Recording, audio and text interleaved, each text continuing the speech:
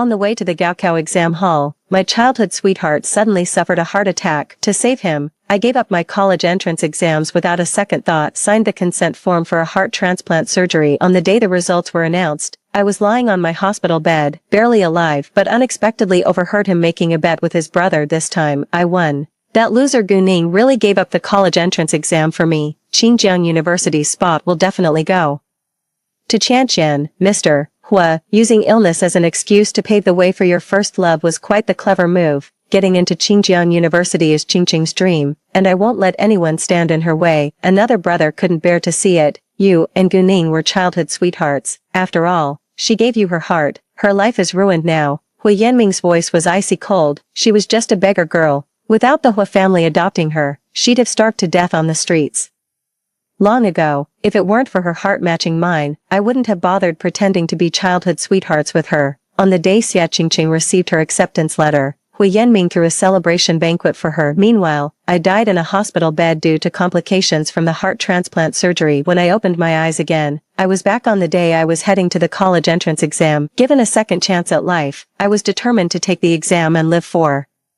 myself, no matter what. Little did I expect that on results day, Hui Yanming would actually suffer a heart attack, his life hanging by a thread. Seeing the agony on his face, I simply smiled faintly. Mr. Hua, are you enjoying playing sick a little too much? On the way to the college entrance exam, just like in his previous life, he pretended to be suffering a heart attack, putting on a convincing performance. I stared coldly at Hui Yanming before me, who clutched his chest in agony, unable to utter a word. The driver quickly urged me, Guning, young Master Hua is having an attack. We should change course and head to the hospital. A group of high school seniors were crossing the street at a zebra crossing when cars got stuck in the middle, leaving the driver flustered and frantically banging on the steering wheel. Hui Yanming hunched over, weak and breathless. Ning, my chest hurts so much, I can barely breathe, save me. The driver was about to change course when I caught a glimpse of Hui Yanming's clumsy acting. I gripped my admission ticket tightly and said firmly, Driver Liu, could you please let me off now?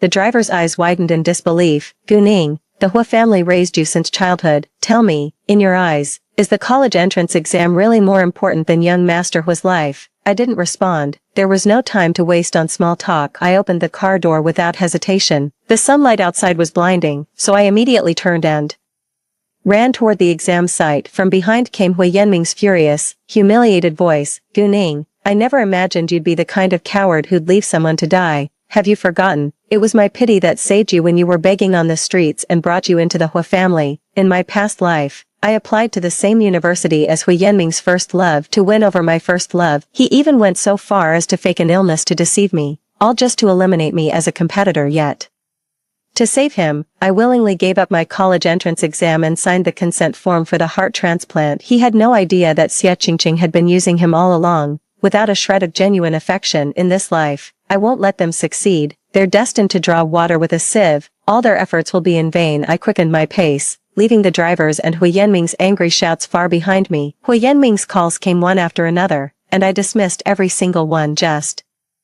as I entered a narrow alley, Hui Yanming's buddies blocked my way, their eyes filled with mockery. Well, look who it is, the Hua family's adopted daughter. Oh wait, I mean, young Master Hua's spare heart. He gave us orders. With us here, you're not setting foot in that exam hall today. I let out a cold laugh. With a bunch of talentless trash like you, from today on, whether Hui Yanming lives or dies is none of my business. Good dogs don't block the path. Get lost. As I spoke, I discreetly dialed 110 on my phone. Hello, there's a group fight near examination hall 1. Please send officers as soon as possible. Thank you. Without waiting for a reply from the other end of the line, Hui Yanming's best friend snatched the phone away, grinning like a scoundrel. Guning, don't go accusing innocent people. We just want to have a little chat. A group of people closed in around me. I glanced at my watch. There were 30 minutes until the exam started. One of them, furious and impatient, snapped, Stop wasting time talking to her. Just take her straight to the hospital. Hui Yanming took in this beggar out of kindness back then. One shouldn't be so selfish. One must understand the importance of repaying kindness. He shot me a sideways glance filled with contempt. Hey, you ungrateful brat.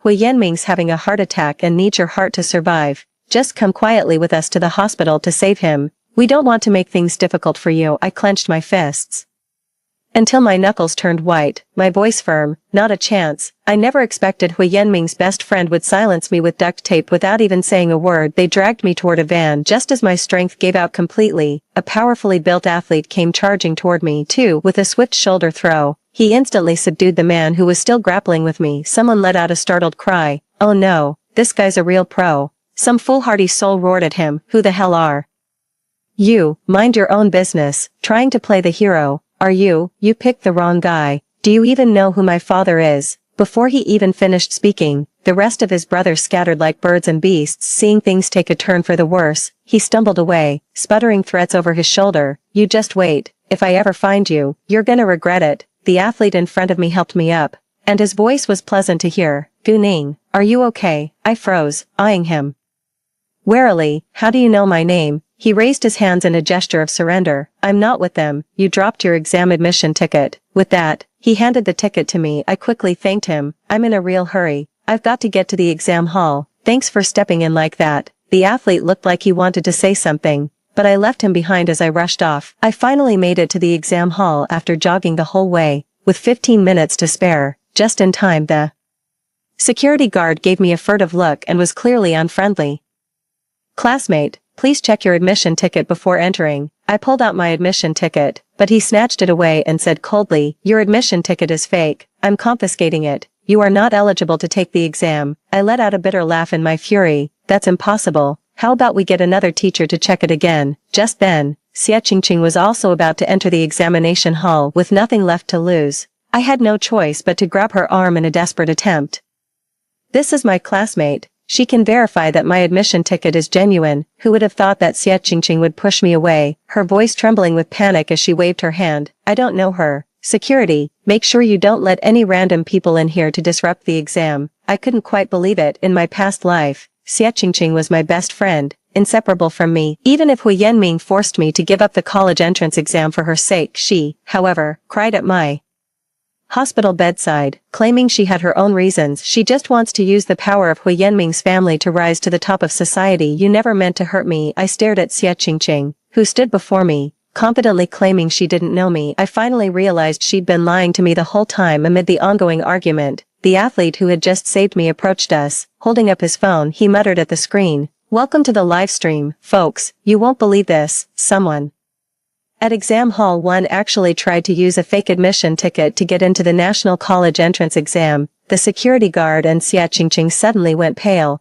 their faces draining of all color. In an instant, they tried to block the camera with their hands and even made a grab for the athlete's phone. The security guard quickly got into a scuffle with the athlete. Hearing the commotion, more and more examinees gathered to watch. Finally, 2 teachers arrived, and upon hearing the whole story, they were utterly shocked. Both teachers exclaimed in unison, "That security guard isn't one of our staff." By then, the police car had arrived, and the security guard impersonating a staff member was handcuffed and stuffed into the vehicle for removal. In the blink of an eye, Xie Qingqing had already vanished without a trace. Meanwhile, the athlete next to him dislocated his wrist during the fight and was taken away by an ambulance. Just before leaving, he gave me a radiant smile and said, "Gu Ning, this time, you've got to ace the exam." I'm a bit puzzled. I get the feeling he's known me for ages. How strange. I didn't know him at all. With 5 minutes left until the exam began, I walked into the examination hall with determined steps. While I was sitting in the exam hall, writing furiously, I had no idea that the alumni group chat had already exploded. Hui Yanming and his buddies either had family connections to arrange for studying abroad early, exempting them from taking the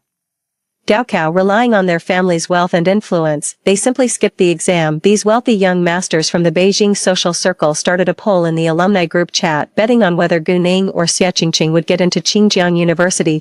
Stepping out of the exam hall, I felt a huge weight lifted off my shoulders. As soon as the phone powered on, notifications flooded in, buzzing incessantly. Threatening messages from Hui Yanming kept coming, one after another. "Gu Ning, you've really grown bold, daring to ignore what I say. I own your very life, and when my heart was failing, you couldn't even spare a glance. You are truly wicked and selfish. I really regret bringing you back to the Hua family to raise. Your worthless life should have just been left to beg on the streets." I took a deep breath and was about to turn off the screen when I accidentally caught sight of someone mentioning me in the alumni group chat. "I'll put up 10 million on Xie Qingqing to win. I'm in." For 10 million, I've had it with Gu Ning for a long time, always coming in first place. That kind of bookworm is the most annoying. We gave Gu Ning a hard time today. That girl must have been scared out of her wits. She'll probably bomb the college entrance exam now. I just want to see the top student fall from grace. Her serious attitude on a daily basis is disgusting to watch. Hui Yanming also chimed in the group chat. I'm betting my entire fortune just to cheer on my little Chanchan. The spot at Xinjiang University is reserved for my dear Qingqing, someone heckled. Wow, young master was really splashing the cash, spending a fortune for his first love. Guess no man can ever escape the grip of his first love. My palm grew damp against the phone. I never imagined Hui Yanming would go this far for Xie Qingqing. Yeah, everyone has to go through the trials of first love in my past life. I had a long-time crush on Hui Yanming but never dared to confess it. I gave him my heart without hesitation when his life hung by a thread, only to end up dead with my eyes wide open in bitter regret. I clenched my fists and reopened the group chat. Without hesitation, I checked the box with my name on the ballot. I'll put down $1 on myself to win. Hui Yanming sent a barrage of question marks. Gu Ning, don't be reckless. This isn't a game you can afford to play. Others chimed in. You stinking beggar. Don't think we're giving you any special treatment. We're in a good mood today, so we're letting you into the exam hall. Consider yourself lucky. You're practically broke, yet still have the nerve to challenge us. I bet $1 on your pride. Your self-respect sure comes cheap. Gu Ning, someone of your lowly status isn't worthy enough to make bets with people like us who come from prestigious families. If it weren't for young Master Hui's sake, I'd have dealt with you long ago. She followed up the message with a few flirty emojis. After a long pause, Hui Yanming finally spoke. Up, watch your mouths. Gu Ning is still part of the Hui family. It's not your place to gossip about her. The others replied sheepishly. Sorry, young Master Hui, it won't happen again. I asked them, does the winner take the entire pot? Hui Yanming reminded me coldly, your 1 yuan doesn't count as a real stake. For old time's sake, if you lose, your penalty will be to post a private photo holding your ID card in the group chat. I shot back, and what if I win? He replied without hesitation. If you win and get into Xinjiang University, you take the entire pot. I turned off my phone, looked up at the crimson sunset on the horizon, and smiled faintly. Hui Yanming didn't know it, but he and Xie Qingqing were like that setting sun. Their time in the limelight wouldn't last much longer, for it was nearly dark by the time we returned to the Hui residence. I'm about to pack up and leave. As soon as she pushed the door open, she saw a beautifully decorated cake placed in front of Xie Qingqing. Hui Yanming and his close buddies got together to celebrate Xie Qingqing's graduation from the college entrance exams. Fawning voices surrounded her. Qingqing, we've all got our bets on you to win. We believe in your skills. Xinjiang University is yours for the taking. Hui Yanming looked at her with an expression of utmost ingratiation. Qingqing, once you get your acceptance letter, let's be together, okay? Xie Qingqing lowered her head, her shy face instantly flushing crimson. As soon as I walked through the door, the entire villa fell silent. Hui Yanming frowned slightly, his tone laced with disgust. You're back so late. I'll let what happened during the day slide. Qingqing is being gracious and asked me to forgive you. Just give up on that bet. I don't want to see your private photos plastered all over the internet one day. There's just one condition. If you give up on filling out your college entrance exam application, then both I and Qingqing will forgive you. As for your future, don't you worry, you're part of the Hui family. Do you really think I'd let you starve? Worst case, I'll make a little sacrifice and marry you off in a few years. Boys around us started heckling loudly. Hearing those words, a part of my heart crumbled into ruins. In my past life, I silently gave my life to protect Hui Yanming just to be able to stay by his side. Back then, I was hopelessly lovesick. Hearing those words probably would have moved me to tears, but now,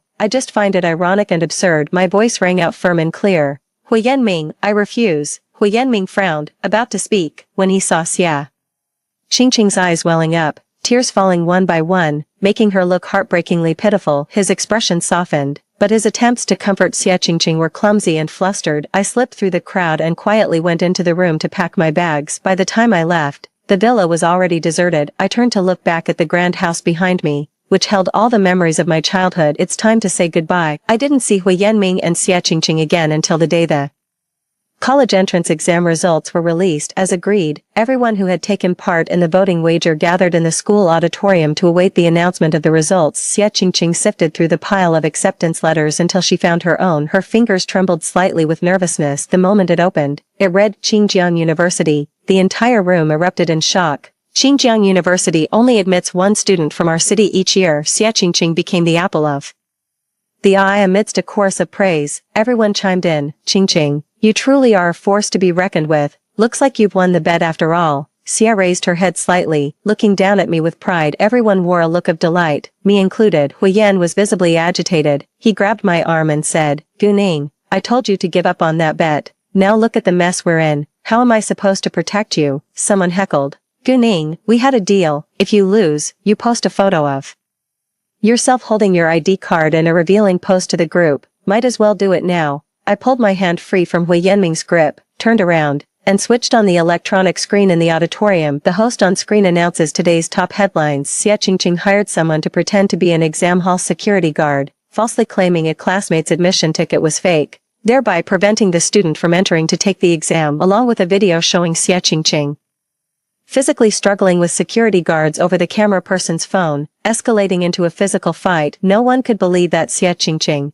as kind-hearted as a little white rabbit, would do something so foolish and wicked. Immediately after, the admissions office called, saying, Student Xia Qingqing, due to your violation of the examination rules, your admission has been revoked. Xia Qingqing collapsed to the ground, stunned and frozen in place. Hui Yanming looked at her with deep concern, supporting her, then turned to me with a fierce glare. Guning, this is all you're doing. I never thought you were such a treacherous person. Someone finally caught on and started trying to pull off my clothes. You lost the bet anyway, so let me take your photo. The phone rang, and after I answered, I switched to speakerphone. Hello, this is the admissions office of Qingjiang University. We previously extended an offer for you to enroll, but you declined. As a result, we moved on to the next candidate. We'd now like to extend the offer to you again. Would you reconsider? 5. I politely replied, thank you for your kind consideration, but I've already been accepted early by Nanjing University. A collective gasp swept through the room. Nanda University is the top ranked in the country,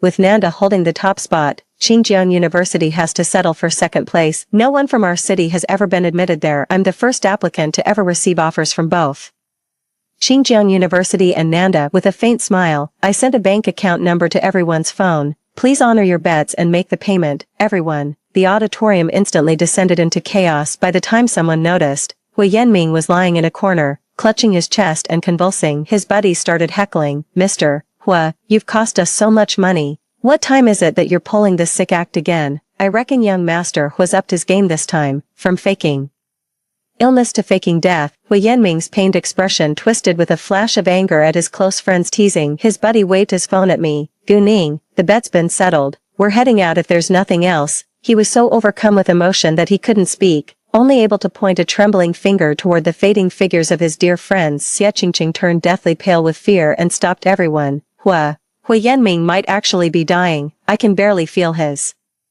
breath. Hurry up and save him. But Hui Yanming's good buddy shook his head. Sorry, Qingqing, we're already down money, and it's eating at the brothers' hearts. We ain't got time to play your sick game with you. With that, he gave Xia Qingqing and Hui Yanming a firm farewell glance. Let's catch up next time. Hui Yanming stared fixedly at their retreating figures, his body trembling uncontrollably. Xia Qingqing, trembling with fear, grabbed my arm just as I was about to turn and leave her voice was pleading. Guning, don't you have feelings for Hui Yanming? You two grew up together. I'm begging you, for the sake of our friendship, we were once best friends. Please, save him. A faint smile curled at the corner of my lips. I smoothed down the corner of my shirt she had crumpled. I don't know you people. Upon hearing my words, Hui Yanming finally stopped convulsing, collapsing into a dead faint from sheer despair. Xia Qingqing stood frozen in place. I reminded her, have you forgotten? Outside the exam hall, you told everyone you didn't know me.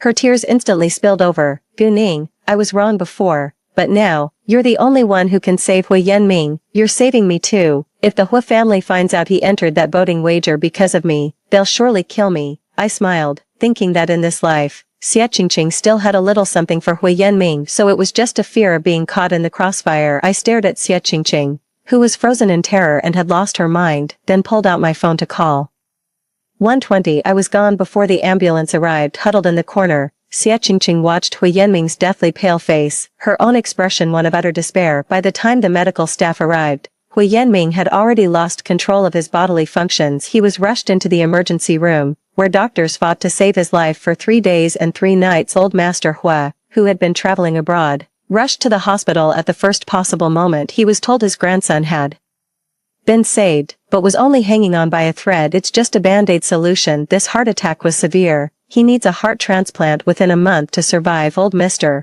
Hua nearly fainted upon hearing the devastating news. The Hua family panicked, mobilizing every resource in the city to track me down. Only my heart was a perfect match for Hui Yanming's. I was his only hope. Even if saving Hui Yanming meant my own death, the Hua family wouldn't hesitate. In their eyes, I was nothing more than a vessel for a heart. They don't care if I live or die, or what I feel. After Hui Yanming woke up, he called and texted me every single day. Too bad I never got a single one. I blocked his number, out of sight, out of mind. While Hui Yanming was being rushed to the hospital, I had already settled into a quiet residence with the massive sum I'd won from the bet. I signed up for a financial management course to learn how to handle this large sum of money and make it grow. Every day is either spent exercising or attending various extracurricular classes. It's kind of funny. After all these years in the Hua family, I actually thought of it as home, yet I have never truly lived a single day as I wished. All I know is that Hui Yanming saved my life. I'm going to the Hua family to repay that debt. A voice from the depths of fate whispered to me that when Hui Yanming's life hangs by a thread,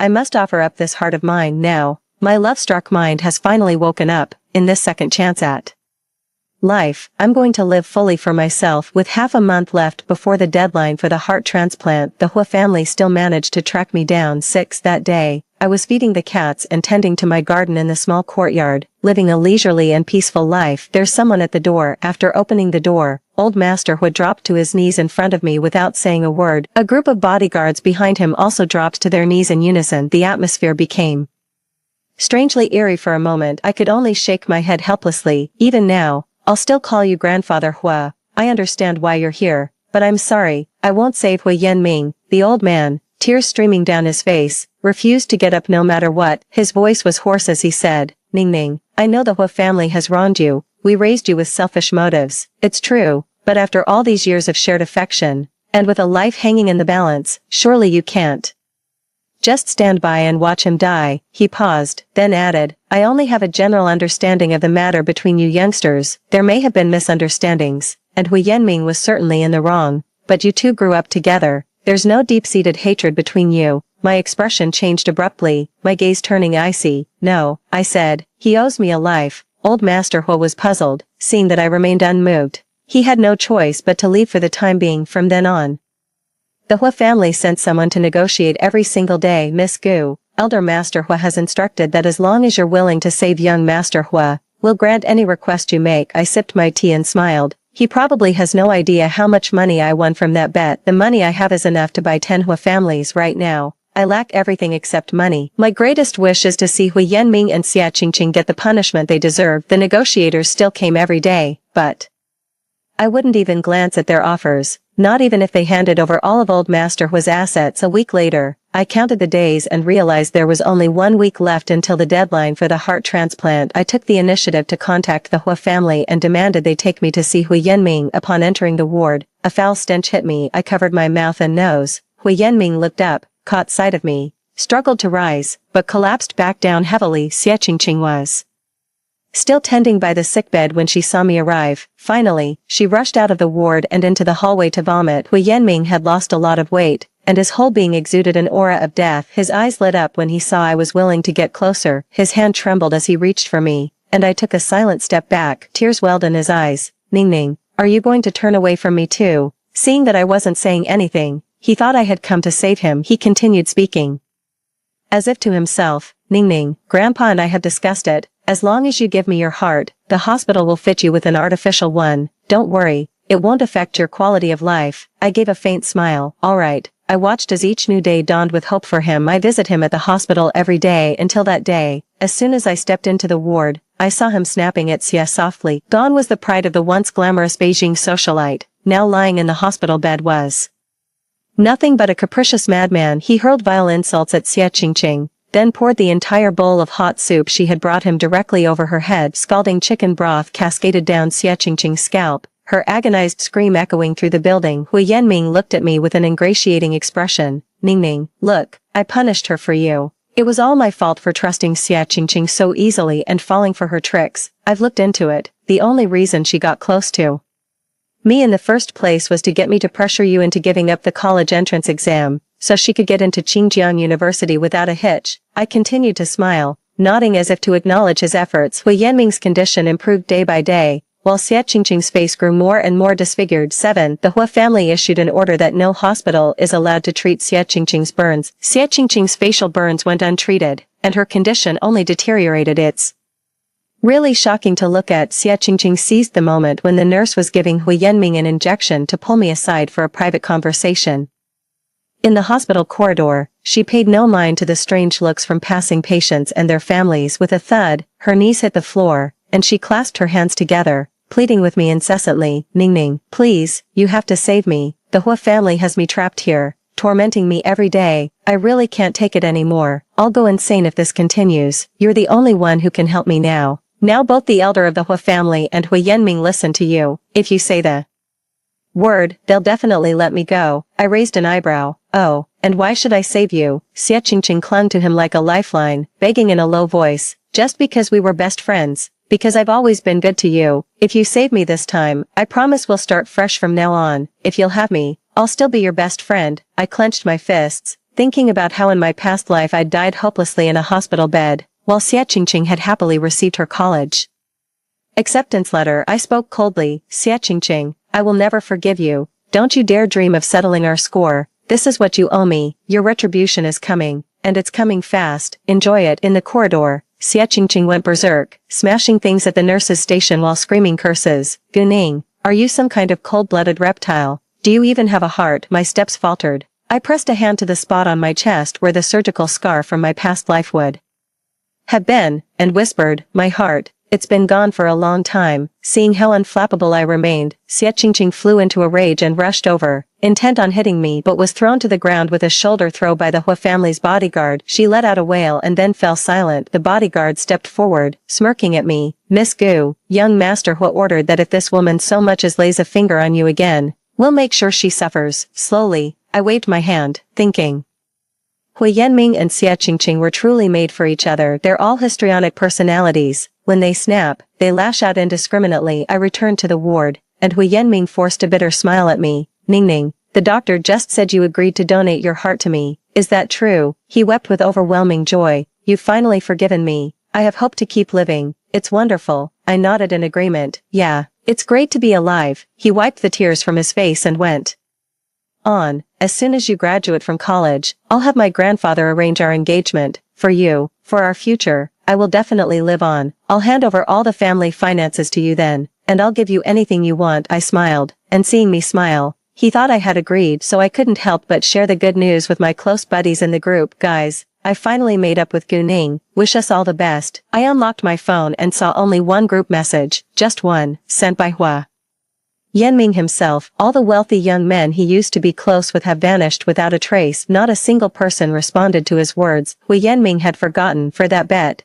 He had staked his entire fortune. When the family assets were divided, grandfather Hua had made it clear up front that there would be no further redistribution afterwards. Who could have imagined that Hui Yanming would gamble his entire wealth on a bet, all for the sake of his first love? His so-called brother saw Hua Yanming penniless and lying in the hospital, on the brink of death. Word had already spread behind the scenes, and they were all avoiding him like the plague. The brotherhood between them was built on money and power. That mountain of friendship crumbled to dust in an instant. 8. Hui Yanming was still basking in the joy of my promise to give him a heart transplant. He was completely oblivious to Xie Qingqing's whereabouts. It wasn't until late at night that the bodyguards dragged Xie Qingqing back to the hospital. It turned out that Xie Qingqing had asked her boyfriend from her hometown to come pick her up. She had hoped to slip away in the chaos, but she never expected the Hua family to be one step ahead. From the moment she fled, she had been marked by everyone. In Hui Yanming's eyes, Xie Qingqing saw a rare tenderness. Sobbing, she threw herself onto the hospital bed. Mr. Hua,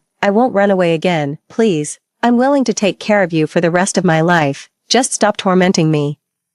Xie Qingqing covered her face, hoping to stir even a flicker of pity in Hui Yanming, but none of them did. Hui Yanming shot her a look of disgust and uttered just one word, get out. Xie Qingqing sat slumped in the corner, her eyes vacant like a doll whose batteries had been removed. She would weep one moment and laugh the next. Finally, the day arrived, the day scheduled for the surgery. I arrived at the hospital, and the doctor said Hui Yanming had a strong will to live. At this rate, it could hold on for another month even without a heart replacement. I laughed with joy, and even the doctor was amazed. What a medical miracle. Someone like Hui Yanming, if it were anyone else, would have collapsed and died long ago. I came to the hospital room to say my final goodbye to Hui Yanming. He was overjoyed. Gu Ning, you're here. I've been waiting for you since morning. I moved closer to him, but my gaze drifted to the window. Hui Yanming, I came to say goodbye. Confusion washed over his face, followed by shock, then sorrow, before finally giving way to rage. Gu Ning, you never had any intention of saving me from the start, did you? I smiled faintly. That's right. His voice was hoarse, his reason drowned out by fury. What's the reason you've been coming to see me at the hospital every day lately? I gently tapped the ventilator by his pillow with my middle and index fingers. Have you ever seen a cat kill a mouse the moment it catches it? I clutched my chest. The pain from my heart transplant in a past life felt as fresh as yesterday. Hui Yanming, I'm going to crush your hopes and plunge you into despair at the very moment you feel most hopeful. You'll get to experience firsthand what it's like to fall from the clouds. He clutched his chest, gasping for breath from the pain. Gu Ning, I admit I hurt you, but that doesn't deserve death. Have you gone mad? Why do you hate me this much? I let out a soft laugh. Because I've been reborn in my past life. You tricked me into donating my heart to you so Xia Qingqing could get into college. At the happiest moment of your lives, I died alone on a hospital bed. Tell me, don't we have a grudge? Hui Yanming's face was a mask of disbelief. No, Ning Ning, you're joking with me, aren't you? I don't believe this story you're telling. You must still blame me. Just wait until I've recovered. I'll prove it to you with my actions. I will make it up to you properly. I put on my sunglasses, turned, and walked out of the hospital room. Hui Yanming, only death awaits you.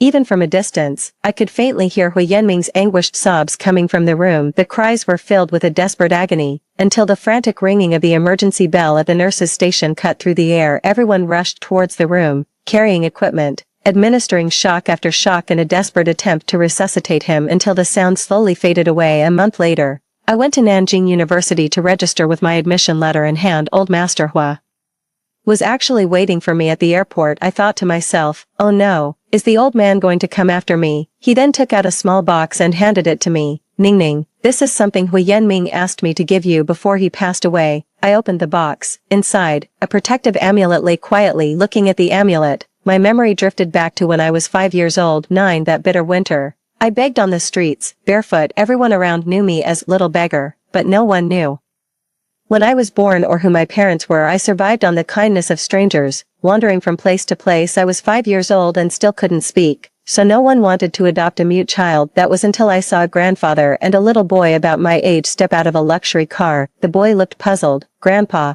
why isn't this little girl wearing any shoes? Isn't she cold? Unable to bear telling him the truth, the grandfather gently coaxed him. She just doesn't like wearing shoes. How about we buy her a pair as a gift? And so, at the age of 5, I got my very first pair of new shoes. Before leaving, the grandfather and grandson tossed me a bag of snacks, high-end pastries I'd never tasted before. Grandpa mumbled, too bad she's mute. Otherwise, I could have brought her home to keep Yanming company. I didn't understand the subtext. I was just focused on sharing snacks and shoes with the older brother I was wandering with. The winter was bitterly cold, so my older brother and I would huddle with stray cats and dogs under a bridge to sleep and keep warm. It wasn't until the following spring that old Master Hua, worn down by Hui Yanming's persistent pleas, finally relented and brought me back to the Hua family to be adopted. Gradually, I finally learned how to speak, and the protective locket I wore close to my skin was also taken away by Hui Yanming for safekeeping. He said he'd give me back the amulet when I grew up and got married. I took the protective lock from Elder Hua's hands. Old Master Hua let out a sigh, his eyes welling up instantly. Ning Ning, even on his deathbed, Hui Yanming was begging for your forgiveness. Grandpa doesn't blame you. He only regrets not having raised his grandson properly. I glanced toward the boarding gate and said to old Mr. Hua, take care, let's not meet again. With the protective lock in hand, I finally landed in Qingqing as a freshman. I successfully enrolled at Nanjing University. The moment I stepped onto campus, the boys rushed over to help the female students with their luggage. A familiar voice spoke up. Hi there, classmate, let me help you. I looked up in surprise, and there he was, the same athlete who had saved me twice outside the exam hall. I couldn't help but ask him, how did you end up coming to register when your wrist injury kept you from taking the college entrance exam? He smirked. Thanks to you, my rescue got recognized by the city, and I even received the award for bravery. The admissions office made an exception and let me take a makeup exam. I seemed thoughtful, but I kept wondering what else could be wrong. Have we met before? You seem to know me pretty well. He began slowly. That winter, we were begging and wandering the streets together. Your feet were freezing cold, yet you still gave me your shoes to wear. I swore I'd take care of you and protect you for the rest of my life, but as soon as spring comes,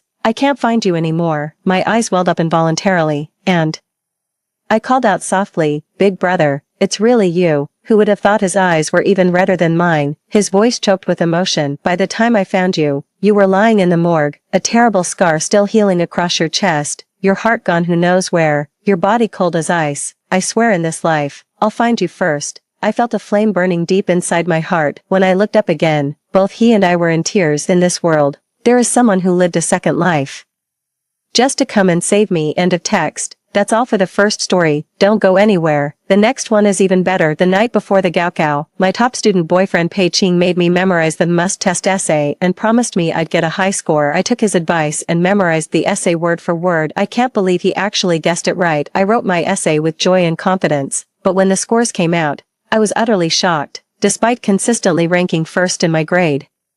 My total college entrance exam score was only 280 by Jiao Jiao, who usually ranked at the bottom of the class, surprisingly became the top scorer in the college entrance exam and ended up happily walking off with my boyfriend. I broke down and attempted suicide. When I opened my eyes again, I was back 10 minutes before the exam. That's when I realized there was a malicious glint in Bai Jiajia's stare.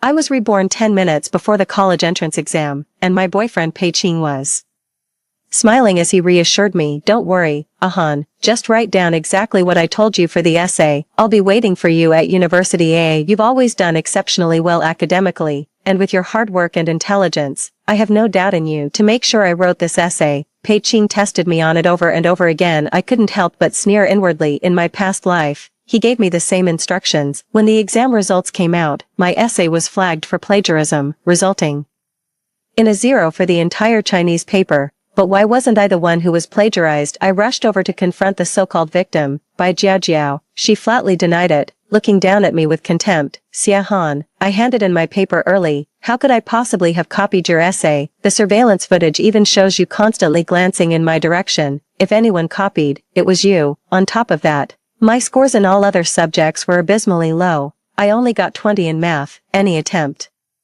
to appeal the results was dismissed by public opinion as mere excuses. I simply couldn't figure out why any of this was happening. It wasn't until Pei Qing handed me a pencil case that I looked at the pens inside and suddenly understood everything. It was a pen that would automatically erase its ink after 12 hours. Without hesitation, I reached out and took the pencil case, and Pei Qing's smile became even more evident. Ahan, I've always been right here watching over you. Whenever you feel nervous, just look over here and think of me.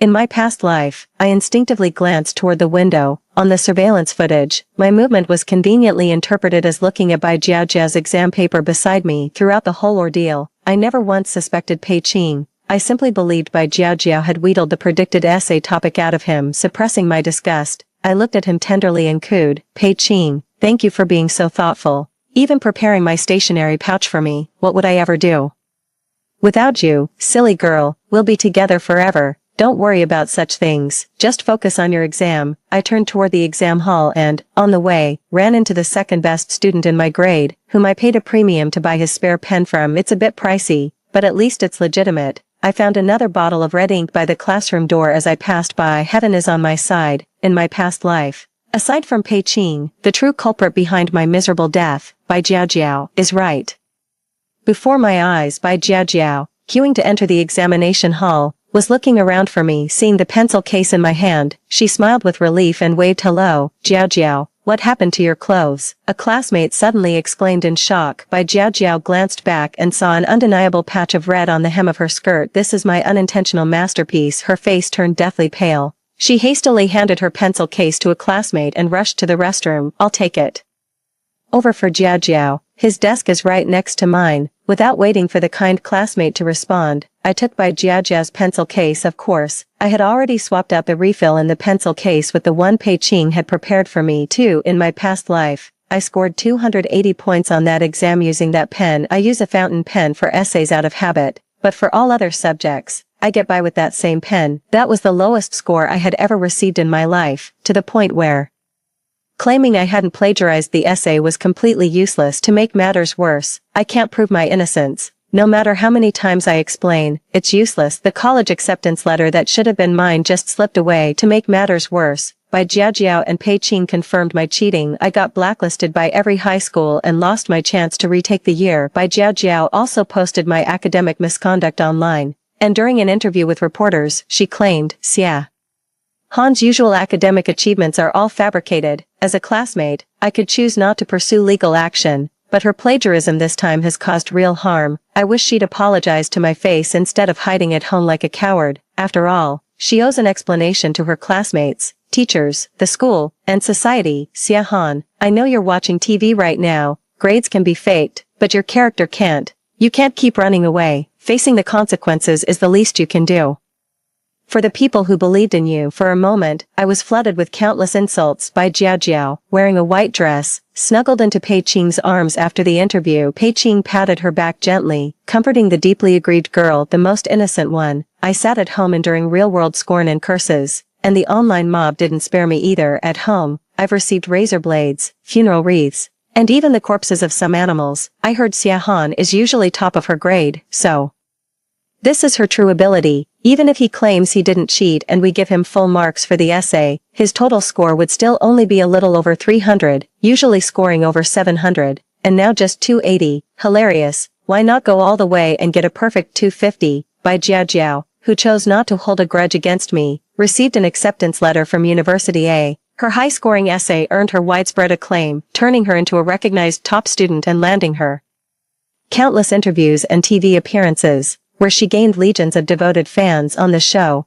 Bai Jiajiao and Pei Qing were practically inseparable. The story of Pei Qing tutoring his girlfriend to get into University A became the talk of the town, with both of them fanning the flames. The scandal of plagiarism in the college entrance exam essay even spread to university campuses. They became the celebrated golden couple on major university forums, while painting me as a plagiarism monster and a copycat fanatic. Someone even dug up the fact that Bai Jiajiao was Pei Qing's first love, and I was branded with the vicious label of the other woman. Amidst my father's constant sighs and my mother's endless weeping, I chose to end my own life. A second chance at life. I swear I'll make them pay for their own game. Neither Bai Jiajiao nor Pei Qing will escape. They'll both pay the price they deserve. In the examination hall, Bai Jiajiao once again handed in her paper early. She walked past me, her smugness practically overflowing from her eyes. During the exam, she deliberately made all sorts of noises to lure my attention toward her. I didn't let her down either, giving her a meaningful look. Of course, I just wanted to make sure she used the pen I prepared. Watching with his own eyes as Bai Jiajiao didn't even switch pens, she freely and fluently wrote out the pre-prepared essay. I almost burst out laughing right there in the middle of the exam. Bai Jiajiao and Pei Qing have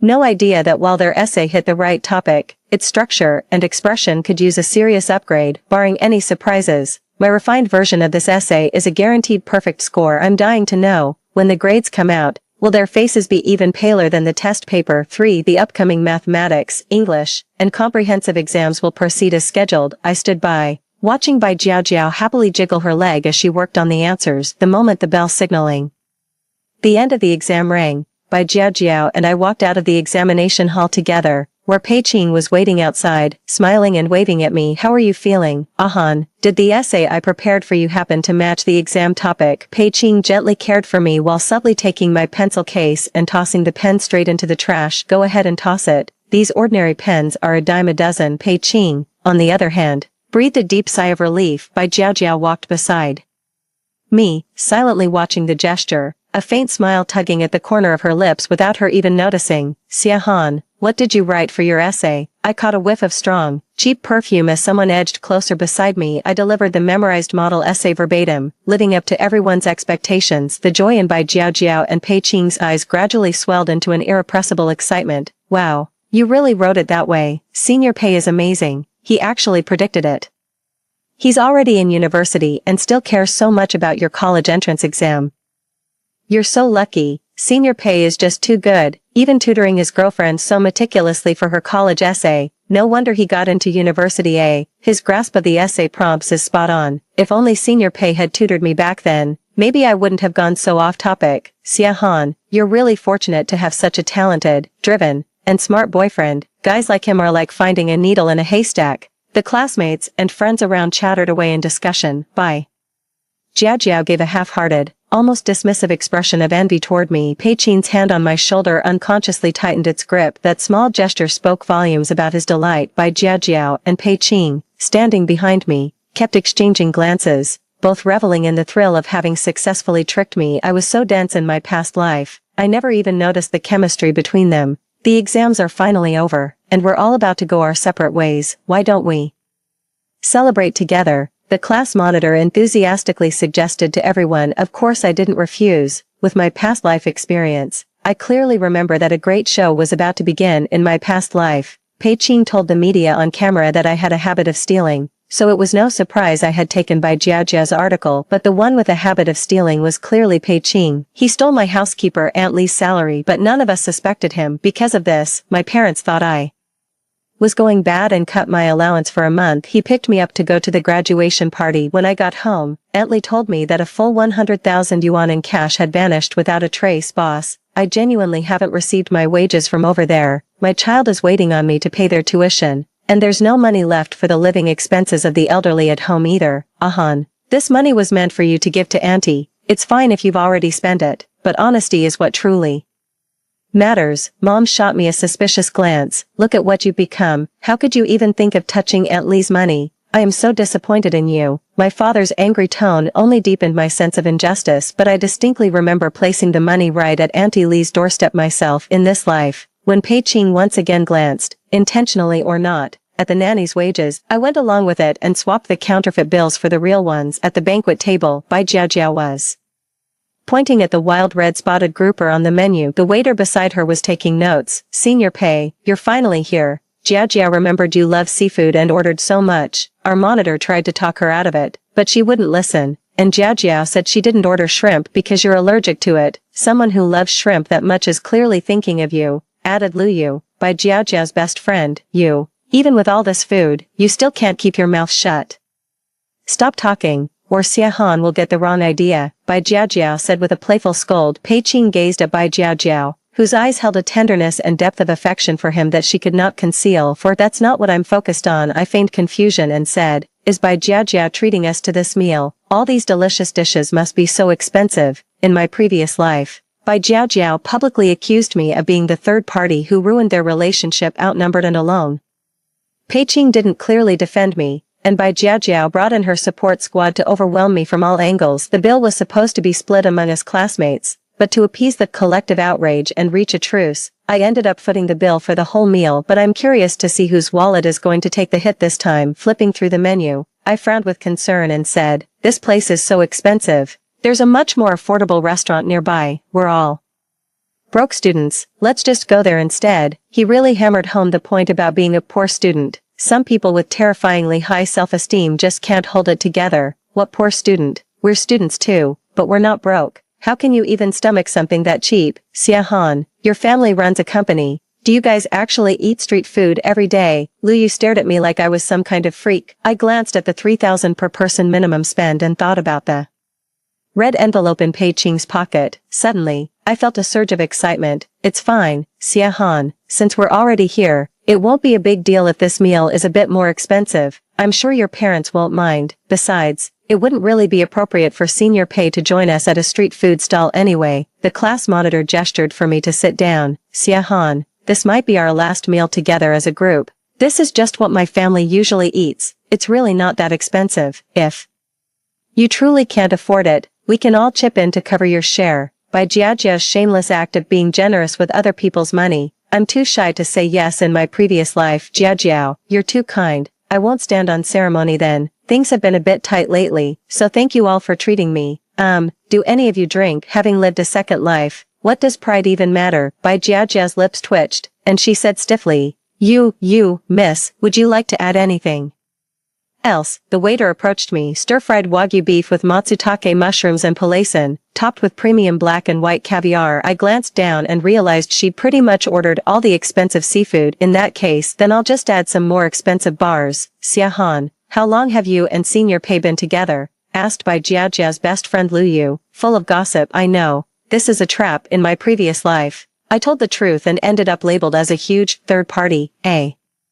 Year, you mean that summer before my senior year of high school? I nodded without a second thought. So you two just seamlessly moved in together. What else is that but a mister stepping in? You're just taking advantage of how kind and forgiving our Jiao Jiao is. Jiao Jiao and Senior Pei were just having a fight. They didn't even break up. And you went rushing in. That's just disgusting. Don't pull me, Jiao Jiao. I really can't stand watching this anymore. Those two scoundrels are taking advantage of your kindness. Lu Yu struggled to slap me, while Bai Jiao Jiao, her face streaked with hot tears, held her back. Pei Qing tried to smooth things over from the side. Let's not dwell on it anymore. What's done is done. I'll do my best to make it up to Jiao Jiao. His nonchalant attitude made it clear that my persistence was the only thing keeping him tied to me. I stormed out of the room in anger. 5 This life. I coyly tugged at Pei Qing's sleeve, then lowered my head like a bashful new bride.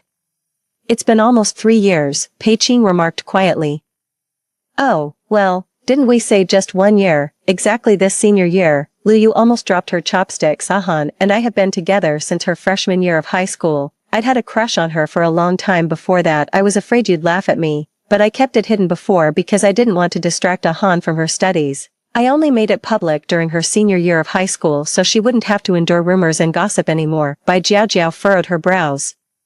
Puzzled, what about us? Back then, during her sophomore year of high school, Bai Jiao Jiao had a vague, ambiguous relationship with Pei Qing. Rumors have circulated that the two were a couple and dated for about a year, though it was never officially confirmed. Whenever Pei Qing was teased, Bai Jiao Jiao would blush in a particularly charming way. Pei Qing has never denied it. Even now, from the very beginning, Xia Han has been my only girlfriend. There has never been anyone else. On the way here, I deliberately brought up my dad to Pei Qing. My father says you've been a great help to me. He asked how long you've been tutoring me. You've been quietly helping me since freshman year. You kept our relationship a secret to protect me, didn't you? My father says you're both capable and responsible. He plans to give you 2 million for tutoring. Pei Qing frowned, about to argue, but upon hearing my next words, he took my hand and gently kissed the back of it. Silly, my feelings for you go far beyond just 3 years. Bai Jiao Jiao was as if struck by lightning, her gaze growing unfocused. It wasn't until Lu Yu tugged at her sleeve that she snapped back to reality. These are the notes Senior Pei lent me.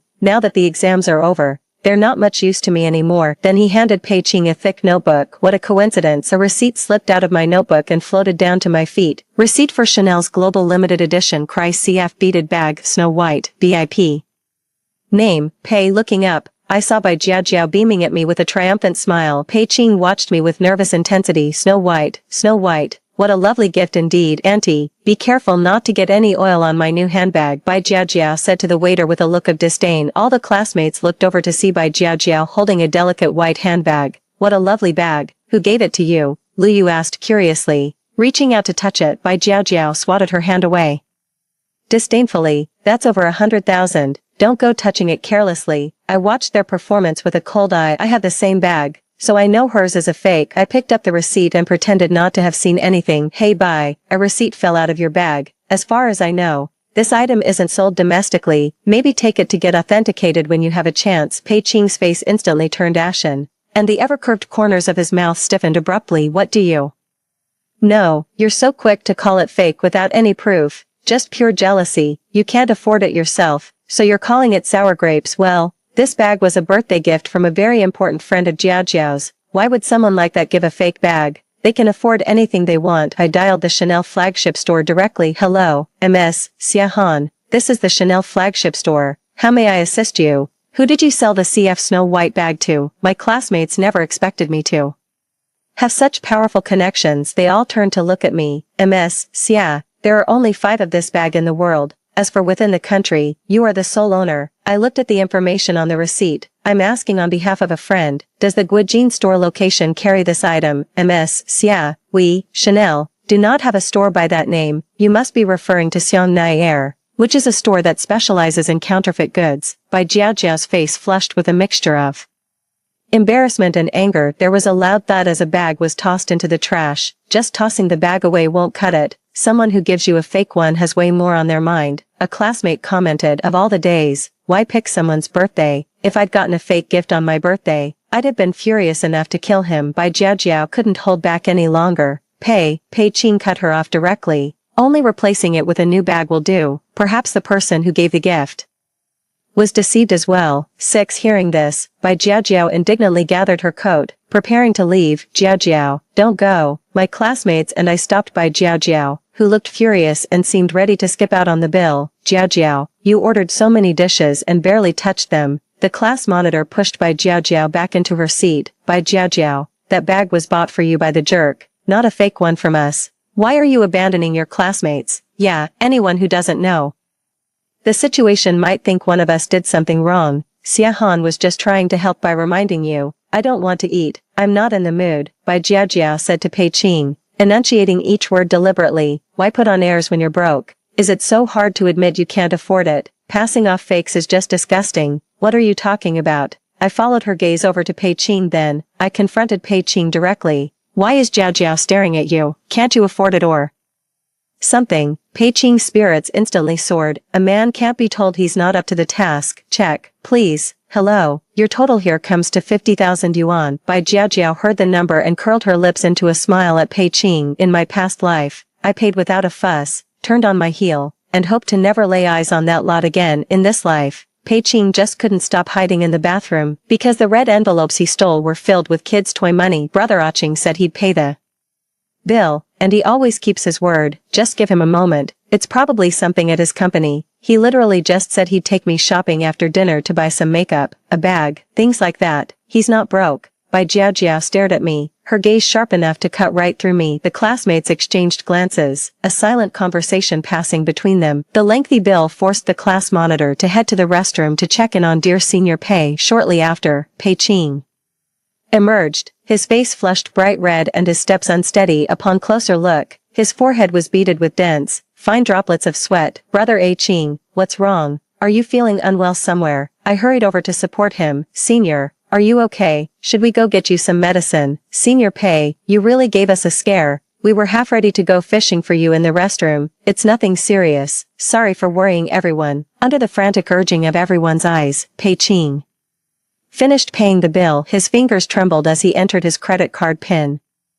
With Bai Jiao Jiao staring him down right beside him, and Pei Qing having just promised to buy the bag, there was no way he could back out now. Look, is that your classmate, the girl on TV? Aunt Li pointed at Bai Jiao Jiao on the television screen. My approach to learning and my attitude have always been held up as a model for my fellow students and underclassmen. It's a real honor to be a special guest on Exam Star. It feels like the perfect match for both me and the show. The audience erupted in cheers. Bai Jiao Jiao, we understand your estimated Gaokao score is 680, putting you in contention for University A. Could you tell us more about your mindset during the exams? My state of mind during the exams was no different from usual. The essay, in particular, was my strong suit. It was entirely my own original work. I didn't rely on any templates or formulas. It came down to my unique perspective on writing and the solid foundation I built over time. Miss Bai Jiao Jiao, is there anyone in particular you'd like to thank for your achievements? For me, gratitude is something that must be expressed in person.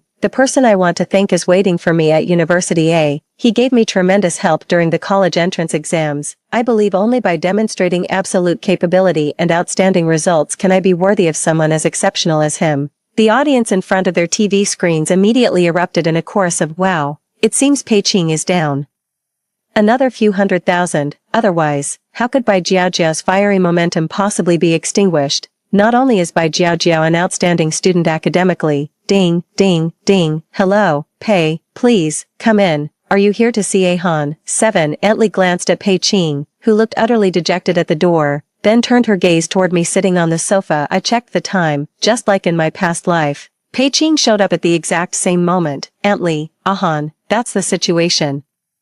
My internship company is searching everywhere for that design draft. It was definitely handed to me at the time. It was the day I came to pick up Ahan. I had just been to the office and had the papers with me. I must have left them here at Ahan's place. If we can't find it, the company will hold me responsible this time. Considering the costs already invested and the current construction status, I'm likely to end up paying a significant amount. Aunt Li quickly tried to distance herself from any blame. I haven't seen any design drafts these past few days. I'm the one who's been tidying up the house. Are you sure you're not mistaken? Pei, no, that can't be. I saw there's a surveillance camera right outside your door. We can pull up the footage and check. The surveillance footage shows Pei Qing holding a folded sheet of manuscript paper, but it was clearly no longer in his hand when he left. In my past life, he pinned the blame on me, both openly and behind my back. Ahan, when you asked me what I was holding, I showed you. To be honest, It was confidential business information that shouldn't have been shown to any outsider, but I trusted you. I believed you wouldn't hurt me. The design draft was just a single, flimsy sheet of paper. It could easily have been mistaken for scrap and thrown out. Among all the books and study materials you sold off after the college entrance exams, it might very well be in there. Ahan, I'm not blaming you. I'm under a lot of pressure.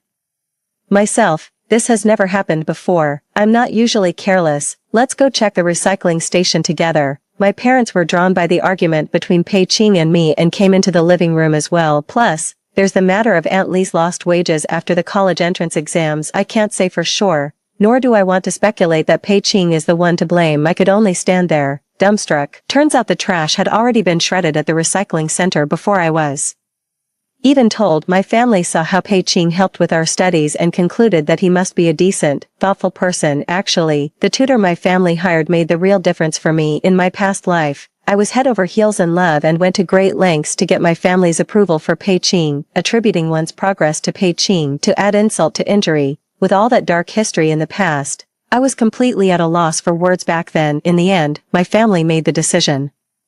Considering both my future and Pei Qing's, compensated the company 6 million yuan on behalf of Pei Qing. After I took my own life in my past existence, my spirit drifted in the air. Only then did I learn that Pei Qing had stolen my father's architectural blueprints and sold them to another construction firm. At that time, my father had lost his daughter, suffered a massive financial loss, and saw the fruits of his hard work plagiarized by others. Pei Qing took our family's so-called compensation money and squandered it recklessly with Bai Jiao. A good chunk of it went into their a university's divine couple marketing campaign and the smear efforts against me. I feigned distress and timidly knocked on the study door, called in the senior architect, my dad, Uncle Xia. I'm so sorry to bother you. After Ahan's college entrance exams, he threw out a lot of study materials. I just wanted to check if my design sketches might have been mixed in with them. Uncle Xia, you know how crucial blueprints are to a project. That version of mine was the final draft. I spent 6 months at home revising it over and over, and it was a real struggle to finally get it approved. He glanced at the heavy dark circles under my dad's eyes, trying to appeal to his sympathy and understanding as a fellow architectural designer. My dad fell for it, just as he'd hoped. Ahan, let's search more carefully.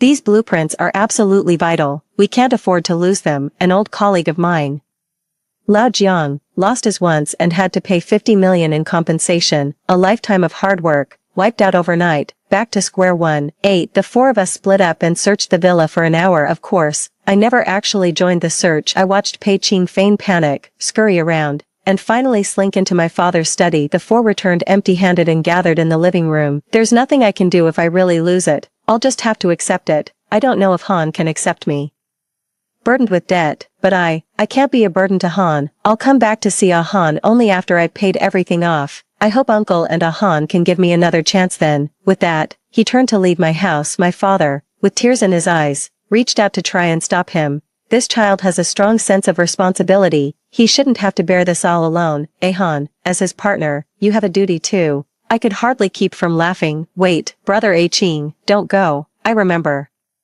now, I called out to Pei Qing as he reached the door. And my dad turned to look at me at the same time. It's this one, right? In the living room on the day of the exam, Pei Qing came to pick me up and threw his own design drafts into my trash can. In my past life, Aunt Lee tossed this draft straight into the trash, but now I unfurled a massive sheet of design paper, laying it out flat. In the corner of the sheet were Pei Qing's signature and the company's seal. It's this one, this. Pei Qing's face flushed pale and red in turns. Uncle, Han, I still have things to attend to at work. I'll take this design draft back to proceed with the next steps. My boss called saying there are still some revisions needed. Brother Qing, didn't you just say this was the final version? I stopped him as he tried to leave again. The design draft left in my living room was so obviously amateurish that even Auntie Lee could tell, utterly unprofessional. Oh, this one.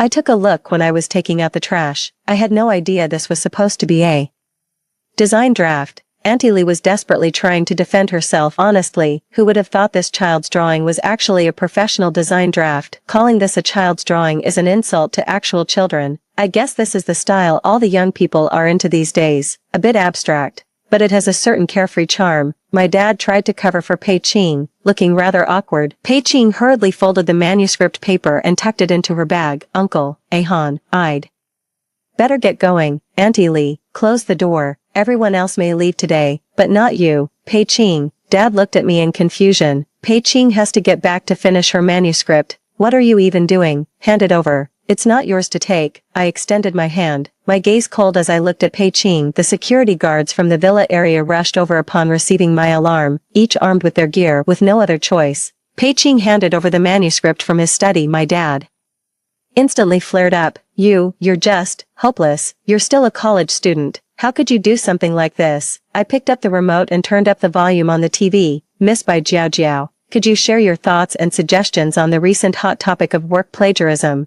For any creative work, be it writing or design, if it involves stealing someone else's work, the plagiarist should apologize unconditionally to the original creator. As a prospective student of University A, I always remind myself with its motto, integrity in character, pragmatism for achievement, that being genuine and down-to-earth is the foundation of both personal conduct and professional endeavors. The college entrance exam results are about to be announced. The fig leaf covering up this plagiarized work is about to be ripped away. I suggest we impose harsher penalties for such despicable behavior. Waves of cheers erupted from the audience. They were pretending to chant words like Pei Qing, University A, and such a perfect match. Entley looked at me nervously and said, the moment Bai Jiao mentioned University A, someone in the crowd shouted Pei Qing. Does she know that student? Bai Jiao claims to be Pei Qing's ex. Is she obsessing over you because she knows you have a thing for stealing? No, it's not what you think. Pei Qing started to open his mouth to explain. Shut up, my father snapped. Get out of here, now, and don't you dare come back to see Xia Han again. 9. Pei Qing slunk away, his face covered in shame. His money, his reputation, I'll strip him of everything he has. However, this is not enough. Soon, the classmates organized a picnic. Pei Qing called and said he wanted to apologize to me in person. Let's go on a trip together and clear the air. He wants me to explain the previous design draft to my dad on his behalf. He accepted all criticism and punishment without complaint. I agreed, nothing in particular. Turns out that was the day the college entrance exam results came out. I know he just wanted to see me make a fool of myself in person. It wasn't an apology or a sign of weakness. Watching me embarrass myself would help him save a little face. Did you hear? Bai Jiao turned down a university abroad just to attend University A and rekindle things with Pei Qing. Can she really get into University A? She's so confident. Wow, that's impressive. She told the principal about her Chinese composition, and the principal said, there happened to be a perfect score in our city. Maybe it was hers. Pei Qing never changes girlfriends because that one is a real Klingon. The people beside Lu Yu had chatted aimlessly, glanced at me sideways from time to time. Cough, cough. Pei Qing cleared her throat and walked toward me. I kept refreshing the results page. Even with a second chance at life, I still cared about my college entrance exam scores more than anything. Pei Qing was getting closer and closer. Right in front of me, someone suddenly yelled, the scores are out. I quickly turned my back, opened the accelerator, and started refreshing frantically. Finally, exciting numbers appeared on my screen. This hits harder than 1,000 words. Those tiny 3 digits pack such a powerful punch. Overwhelmed, tears welled up in my eyes and my shoulders began to tremble. Pei Qing stood behind me, understanding the situation perfectly. It's all right, Ahan. The cold indifference in his tone made me sick. With tears in my eyes, I choked out, how could this happen? Bai Jiao hurried over. It seemed she hadn't refreshed the page yet. Her phone was an old model with painfully slow internet. Xia Han, it's okay, you need to pull yourself together. The college entrance exam may be a turning point in life, but you can always retake it. The country doesn't limit how many times you can repeat a year. Can't you do it in 3 years if not in 1? But I was so sure I'd get a 720. How am I supposed to explain this to my parents? My classmates, seeing me in tears, gathered around to comfort me. Xia Han, you're talented enough to get into a top-tier university even with a slip-up. Don't be so hard on yourself. Just pick a major you love in college. Your exam score doesn't define you. You can still achieve great things in your own field. Xia Han, what score did you even get to be this upset? Lu Yu came over to my side and gently turned my hand. She saw what was on my screen. Her mouth hung wide open, her eyes nearly popping out of her head, muttering repeatedly, this is also. Pei Qing and Bai Jiao watched from the sidelines, and Bai Jiao's scornful gaze, along with Pei Qing's light chuckle, instantly ignited my anger. I stared at Bai Jiao's phone. She instinctively looked down as well, then her eyes rolled back, and her whole body went limp as she collapsed. Pei Qing quickly caught her and also saw what was displayed on her phone screen. Pei Qing took a deep breath, still trying to process what had just happened. I shouted in a voice trembling with tears. What? I only got 719. The air froze for an instant, then erupted into cheers once more. The class monitor came over with his phone. Xiahan, congratulations. Your essay is the only one in the entire city to receive a perfect score. 10. The principal's voice came through the phone. Ahan, you're the top liberal arts student in our city. I'm so proud of you. No way, that's impossible. How did she manage that? Bai Jiajiao mustered all her strength to stand up and look toward Pei Qing. Pei Qing's gaze grew even more vacant and unfocused. What do you mean impossible? Xiahan's essay is trending. Look, the students all scrambled to check their phones. Topping the trending list was my essay, Galloping on the Steed of Dreams. I never expected high school students today to have such broad perspectives. The top-scoring essay this time really took me by surprise. A professor from Capital Huaqing University commented below, the writing is smooth, the knowledge base is extensive, and the structure is clear. Not just that, the logic is absolutely impeccable. I heard the candidate scored 719, so it looks like we're in for another top 2 university bidding war. Netizens were showering my essay with praise, each one adding their own glowing comment. Oh right, Bai Jiajiao, how did you do on the exam? What did you get on the essay? Bai Jiajiao's face was pale as she kept sending desperate signals with her eyes to Pei Qing for help. What's so great about perfect score essays? Our Jiajiao still isn't. Lu Yu snatched Bai Jiajiao's phone, then clutched her chest and stared at her in disbelief. The students watched the phone fall, picked it up, and took a look. 201 points. A wave of boos swept through the crowd, leaving everyone too stunned to even open their mouths in comfort. Within seconds, they were congratulating me again, offering their well wishes. After all, who'd want to wallow in someone else's failure and take on their emotions? Is that you? You switched my pen. Bai Jiajiao grabbed me aside and hissed at me in a voice only we could hear. What pen? I don't know what you're talking about. I pretended to be clueless. Pei Qing helped me get everything ready. You can ask him if you have any questions. I looked toward Pei Qing's direction, but he had long since vanished. I locked eyes with Bai Jiajiao's furious gaze. She enunciated each word with perfect clarity. Pei Qing also gave me an essay to memorize. See if you think it's better written than yours. I thrust the large screen phone right in front of Bai Jiajiao's eyes. It was different from her essay. My essay had been upgraded and refined, more concise and clear, more precise in expression, more profound in meaning. Bai Jiajiao stared at my screen, tears welling up in her eyes. Why, how could he give you something like that? He said the previous one was too verbose, at best a high-scoring essay, but this one has a better shot at a perfect score. Alright, even though I was the one who actually made the changes, I ended up giving him the credit again. Sigh. How come Pei Qing keeps taking credit for others' work in both lifetimes? Well, I'm really looking forward to their showdown. Congratulations, Xia, on becoming the top scorer in the college entrance exam in City A. Thank you all. It's a great honor to be a guest on The Exam Star. Xia,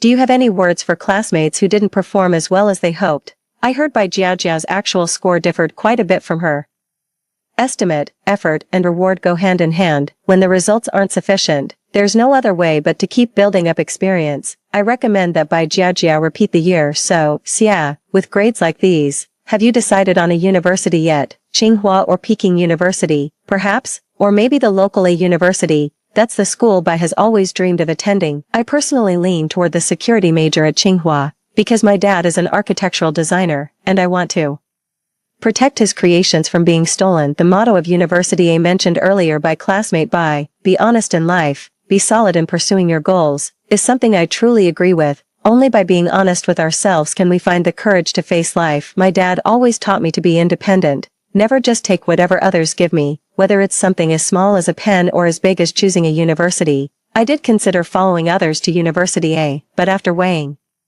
everything, I realized Tsinghua was the better fit for me. More importantly, never harbor ill will toward others. Every experience in life is like a giant boomerang. The knife you throw might just come back one day and pierce right between your eyebrows. 11:11. That's all. I left my phone behind on purpose. The video showing Pei Qing stealing Aunt Lee's red packet and my dad's artwork is playing on repeat up there. For a moment, the scene erupted in excitement. The live stream isn't over yet. Someone recognized Pei Qing on the screen. Fashion editors even unearthed the incident of him taking Bai Jiajiao to Chanel to buy a bag. We also interviewed our classmates. We learned about the party that took place the night after the Gaokao, a Gaokao failure who is obsessively in love with a thief from University A who loves buying counterfeit goods. University A promptly expelled Pei Qing to distance itself. What reputable university would want a student whose actions contradict its motto? Bai Jiajiao was watching all of this unfold in front of the TV, filled with anger and hatred. She could only take it out on the person behind her. You still won't talk, protecting her. Right, I did give her the pen, but I threw it away right after the exam. You saw it yourself. Bai Jiao closed her eyes in anguish, and at that moment, she threw the pen away as well. Even with evidence now, it's hard to get it back. And what about the essay? Why did you give her a different version? 1. That's better than the one you gave me. I didn't. The essay I gave her was yours. You're lying. There's no way an idiot like Xia Han could have written an essay of that caliber. You've fallen for her, haven't you? Is her family richer? Or is she prettier? Jiao, don't overthink it. None of that is true. How can I not overthink it? Now she's off to a top 2 university. She doesn't even want Tsinghua anymore. Bet you didn't see this coming. Pei Qing, she looks down on you now, too. With a sinister glare, Bai Jiao advanced toward Pei Qing, a sharp knife in hand. Jiao, calm down. You can always retake the year. I'll help you. Trust me. My reputation is already ruined, and you're seen as a thief in the eyes of the world now. What could you possibly do to help me? Yeah, the same Bai Jiao who was bragging so much back then now doesn't even dare to leave her house. Who would have thought she'd only score 201 points when she was supposed to be a shoo-in for a top university trending? A woman in City A allegedly killed someone in a fit of rage after failing the college entrance exam. Was prominently displayed. Looks like Bai Jiao doesn't even have the guts to retake the year. I walked through the campus of Huaqing University, breathing in the fresh air. The ones who killed me in my past life, one lies in the earth, the other rots in a cell, will never again feel the warmth of such beautiful sunlight. The end. Story 2. After 3 years, in the poorest year of my life, I pretended to be my elder sister to take care of her blind fiancé for 500,000 yuan on the day he regained his eyesight. I left without saying goodbye. The next time we met was at a business interview. I was an unknown intern journalist. He had regained his status and was the young master of the Su family who held great power. He was being interviewed. I heard that during your illness, you were greatly indebted to Miss Shou, your fiancé, who stayed by your side through thick and thin. Are the two of you about to get married soon? The corner of his lips curved slightly, and he raised his hand to show the ring. Yes, she and I are about to get engaged. However, his gaze, through the lenses, landed on me in the corner, seemingly intentionally or unintentionally. Before the interview meeting started, there was a lot of discussion in the venue. The young master being interviewed today is the person in charge of the entire Jiang family. I heard that he went blind 5 years ago and was even expelled from the Jiang family. If it weren't for his fiancée who stayed with him and took care of him, he might have been gone long ago. Shoo, keep your voice down. I sat aside, barely maintaining a smile, but my fingernails dug deeply into my palms. Suddenly, my senior colleague, Brother Wang, who was guiding me, turned his head and said, "Little Tang, go and get me a glass of water to moisten my throat." Just as I walked to the water dispenser by the door was suddenly pushed open. A familiar figure came into my sight, and my mind went completely blank. In 3 years, the changes ensue. Ling Zhou were almost earth-shaking. His originally slightly thin and young figure had become tall, and the lines of his facial features were even more sharp. Those eyes that were originally misty were now completely cold. "Excuse me," he said lightly, and his gaze looked over through the lenses, sweeping past me as if looking at a stranger. There was no hesitation at all. Surrounded by several bodyguards, he walked onto the stage. As he passed by me, there was a faint woody fragrance. I froze in place.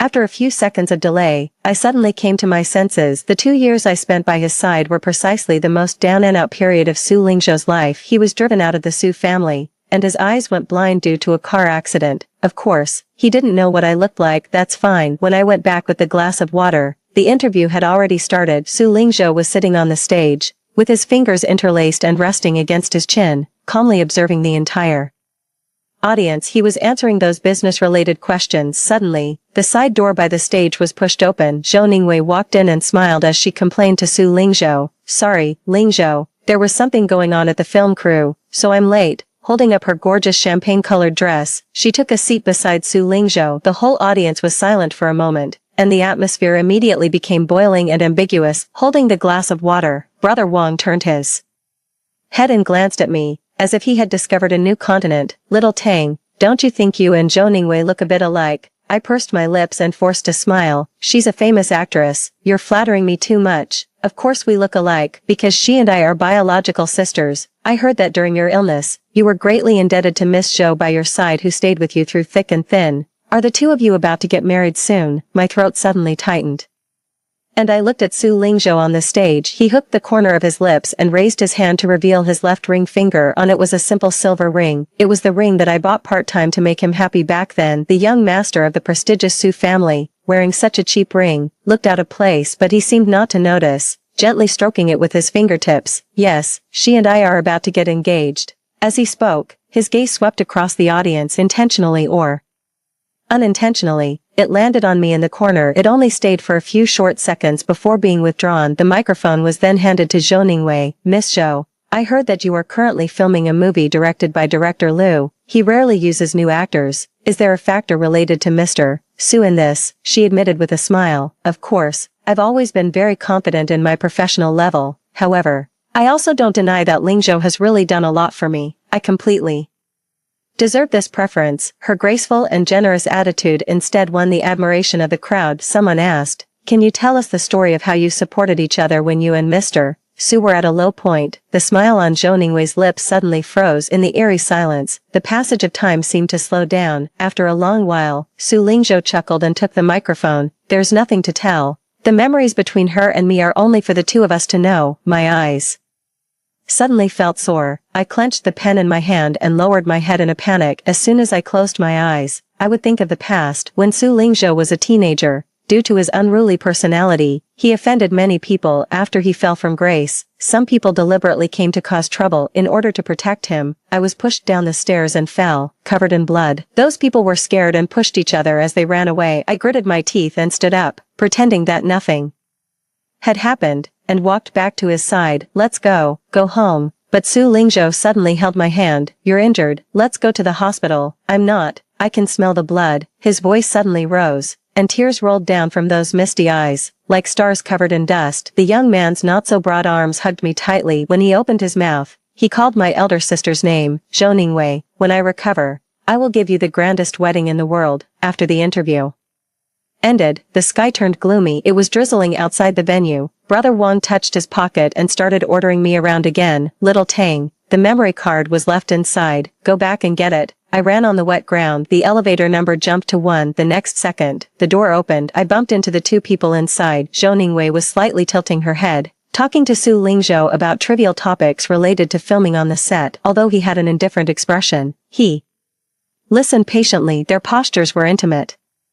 When she saw me, Zhou Ningwei's expression suddenly became extremely ugly. Sorry, I mumbled an apology, turned around, and planned to take the stairs up, but Su Lingzhou spoke behind me. Stop. I froze in place. Aren't you going to use the elevator? Go up. I slowly turned around and deliberately lowered my voice. Thank you, Mr. Su. He said I could use the elevator, but he didn't make way. Instead, he just stared at me. Are you also a journalist for today's interview? Why didn't I hear your question? I lowered my eyes. Mr. Su, I just graduated and came back from abroad. I'm still an intern journalist and don't have the qualification to ask questions. I see, he responded indifferently, and I didn't know what he was thinking. Zhou Ningwei beside him gave me a fierce glare and said, let's go quickly, Lingzhou. We still have to meet director Liu and the others tonight. Su Lingzhou finally withdrew his gaze. Let's go. I stood alone in the ascending elevator, lost in a daze. After my parents divorced, my father took Zhou Ningwei and married into the Zhou family as a son-in-law. Since I could remember, I had never met Zhou Ningwei. 5 years ago, she suddenly found me. I'll give you 500,000 yuan. You can take my place and help me take care of someone. At that time, my mother had passed away due to illness, and our family owed a large sum of money. I had no other choice and agreed to her. When I met him,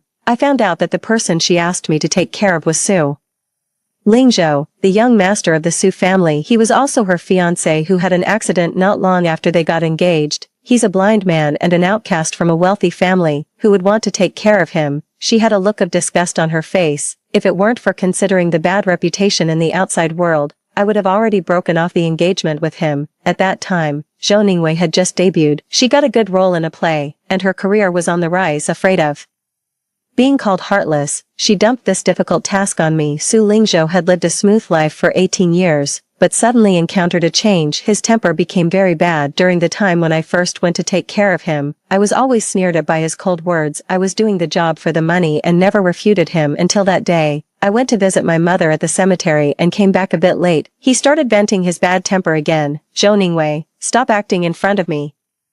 Don't think I don't know that you actually despise me in your heart. You're just afraid of the criticism from outsiders. So, he didn't finish the rest of the words because I suddenly lowered my head and kissed him. In fact, it was my first kiss. It had no skill at all. And because I was a bit angry, it was more like a bite between beasts. But Su Lingzhou suddenly fell silent. Even the tips of his ears turned completely red. With a bit of malice, I bit his lips again, then I stepped back a little, propped myself on his shoulders, and breathed rapidly. Did you feel it? Do you still think I despise you? I went down with the memory card to find Brother Wang. He was very satisfied. Little Tang, you're quite diligent. Coincidentally, there's a dinner party tonight. I'll take you there to meet some people. As a journalist, connections are very important. I quickly thanked him. However, when we arrived, I saw a familiar black Rolls-Royce in the parking lot. I froze immediately. Are Mr. Su and the others also here tonight? Brother Wang turned around and winked at me. The dinner party I'm taking you to is the one with Mr. Su. Little Tang, don't underestimate your brother Wang's connections. It was already too late to regret at this point. I could only bite the bullet and go in with him. Fortunately, the private room was very large. We little journalists were not at the same table as Su Lingzhou and the others at all. Brother Wang introduced me to many senior colleagues in the industry. This is the new recruit in our company this year. She's a very smart girl named Tang Yuan. Little Tang, come and say hello to everyone. As a newcomer, I inevitably had to propose a toast. In the end, I was so dizzy that I only managed to say sorry before covering my mouth and rushing to the restroom. I vomited until I felt completely disoriented. I rinsed my mouth, splashed some cold water on my face, and walked out. The corridor was dimly lit. There was a familiar figure standing in the dark by the window. My heart skipped a few beats. I originally wanted to pretend not to see him and just go back. I had just taken a step when Su Lingzhou behind me spoke. His slightly deep voice, word by word, seemed to be intertwined with countless complex emotions. Tang, my steps forward froze in place. I swallowed hard with difficulty and heard the sound of footsteps approaching slowly. I closed my eyes instinctively. The sound of footsteps stopped in front of me, and the familiar aura approached inch by inch. I opened my eyes and saw his deep and dark eyes like the sea. Mr. Su, my throat tightened with nervousness, and I said in a low voice, how do you know my name? He didn't speak. He just looked at me for a long while before standing up straight again. Your senior took you around to propose toasts. Everyone in the private room knows what your name is. Thinking of Brother Wang's loud voice, my face suddenly felt a bit hot. Sorry. My senior is very kind to us newcomers. Maybe he was too enthusiastic. If it disturbed your mood, Mr. Su, I apologize to you. I organized my words to explain. I was so afraid of implicating Brother Wang that I even apologized to him. But Su Lingzhou fell silent again under the warm yellow light. He squinted his eyes slightly and looked at me with a faint smile. In reporter Tang's eyes, it seems that I'm a very narrow-minded person. I lowered my head and mumbled, that's not what I meant. The next second, a gold-embossed business card was handed to me. You're still in your internship period, right? There's a job opportunity. Do you want to give it a try? When I went back, my head was still a bit dizzy. As soon as I entered the door, I was grabbed by Brother Wang. Are you okay, little Tang? I rubbed my aching stomach and said in a low voice, sorry, Brother Wang, I had a stomach operation before, so I can't drink much. He frowned and was about to say something. His gaze swept down and landed on the gold-embossed business card in my hand. He opened his eyes wide in disbelief. Is that Mr. Su's personal business card? I nodded, thinking of the scene just now. It was the legendary business card that was extremely hard to obtain and could be used to directly contact him. I don't accept gifts without merit. I raised my eyes warily and didn't forget to disguise my voice. Such a precious opportunity. Why would Mr. Su give it to an unknown little journalist like me? The corner of his lips curved slightly. Probably, I just find you more pleasing to the eye. This was indeed a reason that was very characteristic of Su Lingzhou during the 2 years when I took care of him. Later on, I gradually got familiar with Su Lingzhou. He would show some of his unruly little tempers in front of me. For example, at certain moments I gritted my teeth, swallowed the faint sounds between my lips and teeth, and tugged at his hair. You can't see, so don't move around. In the dim light, the young man raised his head slightly. The soft broken hair on his forehead brushed past his out-of-focus eyes. He licked his lips, and his fingers pressed against my neck. Exerting a little force, he said softly, other places are fine, so, you need to be louder. Let me hear you. I came back to my senses and made up a random excuse to deal with Brother Wang. The next day when I returned to the company, the leader called me over. He said kindly, little Tang, you should prepare for that popular emotional live broadcast variety show that's currently in the limelight. You'll participate in the recording as a special guest observer. However, After I started working, the next episode of the program was going to interview Zhou Ningwei and Su Lingzhou. After that interview meeting, the news of their engagement was prominently featured on the trending topics as a warm-up promotion for the program. The fans in the comment section went crazy over it, having walked through the tough times together. Now they meet at the peak. What a beautiful love story, it is said. That the Zhou family's company was on the verge of collapse originally, but with the strong support of the Su group, it has recovered now. Such a powerful couple. CP, if you don't ship them, you're not human. I quickly scanned through these comments and then closed the comment section. While confirming the script, the host Yang Duo chatted with me casually, if we can dig out the specific story of Mr. Su and his fiancée during those 2 years, the effect of the program will definitely be great. I gripped the pen in my hand tightly and softly responded with an okay. I knew every detail of what happened during those 2 years better than anyone else, but I couldn't say it. Relying on the resources and connections of the Su family, Zhou Ningwei is now a popular first-tier actress. As soon as the program started, the live broadcast room was crowded with millions of viewers under the spotlight. I heard Yang Duo say, "I heard that Mr. Su and Ningwei are already talking about marriage. Can you share the mental journey of the two of you?" Zhou Ningwei turned her head to look at him and smiled faintly. I have never believed those rumors and slurs against him. In my eyes, Lingzhou has always been the person I love the most. She stared at him affectionately. Her eyes were so gentle that they seemed to drip with tenderness. However, Su Lingzhou lowered his eyelashes and smiled. "You're lying. Don't you remember how you disliked me during the time when I just went blind?" Zhou Ningwei was taken aback. Her gaze turned to me on this side, and a hint of fierceness flashed in her eyes, but in front of the camera, she could only force a smile. "I don't really remember, probably because our relationship has become better and better. I only remember the sweet parts when we were in love." I glanced at the real-time bullet comments behind me. Words like "so sweet" filled the entire screen. I put down the script, clenched the microphone, and asked Su Lingzhou a question. "It seems that there are some differences in the views of the two of you. Could there be some hidden story? Why don't you talk about how you got along and adjusted to each other?" I originally thought that he wouldn't say anything, but after a moment of silence, Su Lingzhou still spoke. "During the time when my eyes just had problems, I was very depressed, resenting the whole world, and I didn't like her either. She left early and came back late every day, and she still had to take care of me during her spare time. One day, she was so busy that she was in a daze. She was stewing fish in the pot, and when she went downstairs to buy salt, she forgot to turn off the stove. When she came back, the kitchen was already on fire. My throat seemed to be blocked by something. In a trance, I seemed to feel that evening again. The high temperature brought by the fire still lingered in the air. I dragged Su Lingzhou out of the room, grabbing his collar. I slapped him and asked viciously, "Do you want to die?"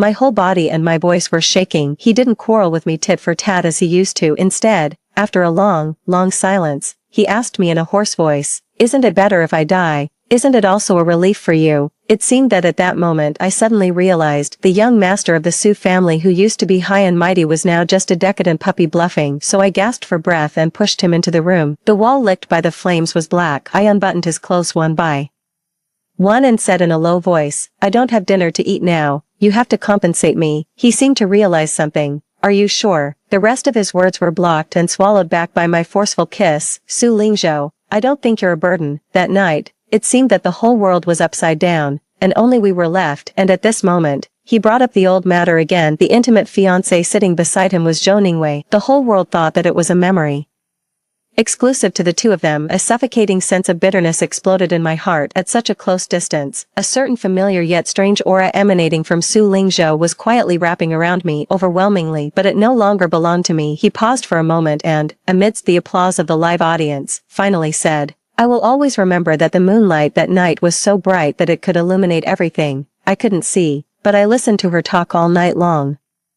I clenched the pen in my hand and quickly lowered my head. My eyes ached, because I modified the questions on the spot and asked a lot of things that everyone didn't know before. This interview was a great success. At the end of the program, the number of viewers in the live broadcast room had exceeded 10 million. For the first time, the details of the untold and secret past of the person in charge of the Su family were dug out. Everyone seemed very excited. Backstage, Yang Duo patted me on the shoulder. "You really are worthy of being a journalist. These questions you changed on the spot are so sharp that people can't help but answer them." As soon as she turned around, she saw Su Lingzhou and Zhou Ningwei coming over. She suddenly fell silent. Su Lingzhou glanced over with an indifferent gaze. "Did you prepare the questions for today?" I nodded. Zhou Ningwei said with hidden malice, "Reporter Tang, You're really good at hitting people's sore spots, but I want to remind you that you should abide by the basic professional ethics.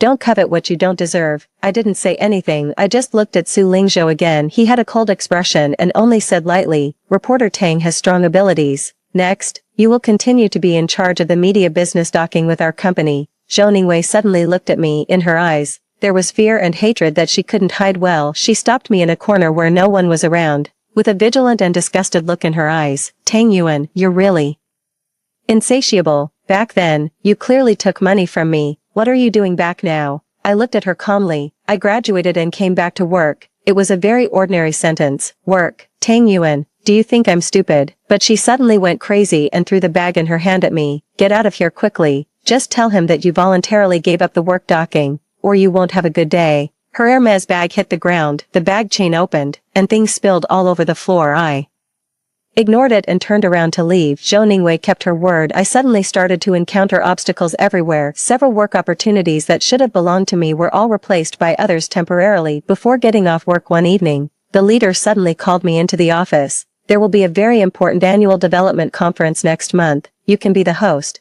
I was slightly stunned for a moment and heard him say, Mr. Su specifically asked for you. After getting off work on the roadside opposite the company, there was actually a very familiar Rolls-Royce parked. The car window opened, revealing Su Lingzhou's indifferent face. Since Reporter Tang is so curious about my past, why don't you come and ask me in person? I lowered my head. I have no intention of prying into Mr. Su's privacy. It's just for work. Even if it's for work, I gave you my personal business card, and you can contact me to ask. I pursed my lips. There's no need, because at this moment, I suddenly realized that it was already 3 years later. He was Mr. Su, who held great power. He was no longer that young man with a bad temper, who, after being scolded, would pitifully pester me for kisses and comfort like a puppy. The Zhou family had declined. Without Su Lingzhou's acquiescence and indulgence, Zhou Ningwei would never have dared to target me so openly. Perhaps for him, that past was actually a shame that he didn't want to be mentioned. I was about to leave, but I was stopped by Su Lingzhou. Stop. He pushed open the car door, took a step with his long legs, and blocked my way. Miss Tang, shall we have a chat? I held my bag in front of my chest and asked in a hoarse voice, what does Mr. Su want to talk about? The corner of Su Lingzhou's lips curved. There was a hint of helplessness in his gaze as he looked at me. Talking about work. Is that okay? In the next half month, Su Lingzhou came to find me twice more. We checked several important decisions to be announced at the conference. Finally, as if he suddenly remembered something, he handed me a document. This large-scale tourism project that hasn't been announced yet is a direct cooperation with the province. You can announce it at the conference as an exclusive news scoop that you dug up. I was silent for a moment. I took it and said thank you. Brother Wang knew about this and kept persuading me. It seems that Mr. Su really appreciates you. Why don't you euphemistically mention to him the matter of Zhou Ningwei suppressing you? I was revising the hosting script and smiled. No need. Do you think he will make things difficult for his own fiancée for a strange journalist? On the day of the conference, the venue was packed with people. The seat in the middle that should have been occupied by Su Lingzhou was empty at the moment. Amidst the flashing of countless spotlights, I was announcing several important cooperations of the Su group for the future. Suddenly, a strange journalist stood up and loudly accused me. Where did you steal this top-secret information from? I turned cold. My cooperation with the Su group is completely through proper official channels. Proper? People like you who rely on unspoken rules to get ahead by spreading your legs. Do you even deserve to say such things? He shouted loudly. I have evidence. Someone walked onto the stage. It was Zhou Ningwei. She stared at me and gently sighed. Tang Yuan, it's normal for a little journalist like you to be attracted to Lingzhou. I originally wanted to save you some face, but you really don't shed tears until you see the coffin. The large screen behind me suddenly switched from the PPT to several explicit photos, and the person in the photos, it was me. You sent him these photos, knocking on his hotel room door in a camisole at midnight, and there's also the surveillance of you checking into a hotel with your leader. As she spoke, the large screen behind her changed again. At the entrance of a dimly lit hotel, my leader and I walked in side by side. You're such a habitual offender. Amidst the commotion in the audience, the main door of the hall suddenly opened. Su Lingzhou, dressed in a suit, strode in and swept his sharp gaze across the entire audience. He also swept past my face without any hesitation. My heart suddenly sank. The stage spotlight shone on me, as if it was a kind of public punishment under the watchful eyes of everyone. For a moment, there was a lot of discussion from The audience, doing such things, she's simply a disgrace to our journalists. It's so despicable, it's really disgusting, she has no professional ethics at all, let's ban her. I didn't look at anyone, I just stared fixedly at Su Lingzhou. I watched as he looked at Zhou Ningwei and said lightly, "What did you just say?" Zhou Ningwei's eyes suddenly turned red, and tears were about to fall. "Lingzhou, you've been deceived by her. She deliberately pretended to be an exclusive interview. Journalist to get close to you, just to steal confidential information from you, which is harmful to the entire Su group. Even this opportunity to host the conference independently was obtained through unspoken rules." Su Lingzhou was silent for a moment and then looked at me. "Do you have anything to say?" What did I have to say? In the gaze that Zhou Ningwei cast at me, I felt her hatred and pleasure. I suddenly felt it was extremely absurd. She and I were only 2 years apart in age. We were biological sisters with the same parents. After our mother passed away, she and I should have been the only 2 closest people in the world. I raised the corner of my lips and smiled mockingly. I clenched the microphone and said, "I want to say, Mr. Su, your fiancé is talking nonsense and deliberately spreading rumors. If because you love her, you want to watch her distort the truth and fabricate facts, I will also write this matter truthfully into the news report of today's conference. The public has eyes. The projects developed by such a decision-maker who can't distinguish right from wrong are probably not trustworthy either." Whether it was the unruly young master before, or the decisive person in charge rumored now, upon hearing such an open threat, they should be angry. However, he just walked onto the stage step by step in the light, standing at the same height, facing me from a distance. He called my name in a very soft voice, "Tang Yuan." My heart was filled with a sudden sourness. I didn't want to listen to him defending Zhou Ningwei anymore. I turned my head to the side and said word by word, "All the accusations against me above are completely unfounded rumors. I only have work-related communication with Mr. Su, the fiancé of Miss Zhou, and there is no private contact at all, no contact." Before I could finish my words, I was suddenly interrupted by Su Lingzhou's voice. "You gave me a ring, but you don't plan to take responsibility for me." I was stunned and suddenly turned my head to look at him. He raised his left hand and showed the extremely simple silver ring on his left ring finger. It was made of cheap material, and the craftsmanship was average, but because of the careful care of its owner, it reflected a brilliant luster under the light. This ring seemed to pull me back into the memories of 4 years ago all at once. That day was originally Su Lingzhou's 19th birthday. In the first 18 years of his life, every birthday was extremely luxurious and lively. Only this time, he was so down and out that only I was with him to make him happy. I worked part-time for 2 days during the breaks of revising my thesis. With the more than 200 yuan I earned, I bought a pair of cheap couple rings. When I got back, I grabbed his hand and put the ring on him. Su Lingzhou couldn't see, but he could feel it. His ears turned red, and he still stubbornly asked me, "What is this?" I teased him. There was a couple arguing on the roadside and throwing things. I squatted there and waited for a long time and picked up this ring. "Young Master Su, don't dislike it, don't call me that." His Adam's apple moved, and he carefully protected that cheap silver ring in his arms. "I like it even if it's picked up, because it was given to me by you." He kept his word. In the following days, even during the moments when we were extremely happy, he would still wear that ring. He also said in a hoarse voice, "Did you feel it? This is the love you gave me. Relax a bit, be careful, it might hurt you." Only at those moments, he would show a bit of the arrogance and uninhibitedness exclusive to a young master. Coming back to my senses from the memories, Su Lingzhou was approaching me step by step. "Say something, Tang Yuan." "There's nothing to say." I clutched the hem of my dress and said in a low voice, "Mr. Su has mistaken someone. Isn't this ring the token of love given to you by your fiancée, Miss Zhou?" He sneered. "I never said how I got this ring. How do you know so clearly?" As he spoke, he had already stopped in front of me. At such a close distance, there was no way to avoid him. There were whispers from the audience. "What does that mean, Mr. Su is saying that the person who accompanied him through the difficult times was actually that little journalist. What about Zhou Ningwei?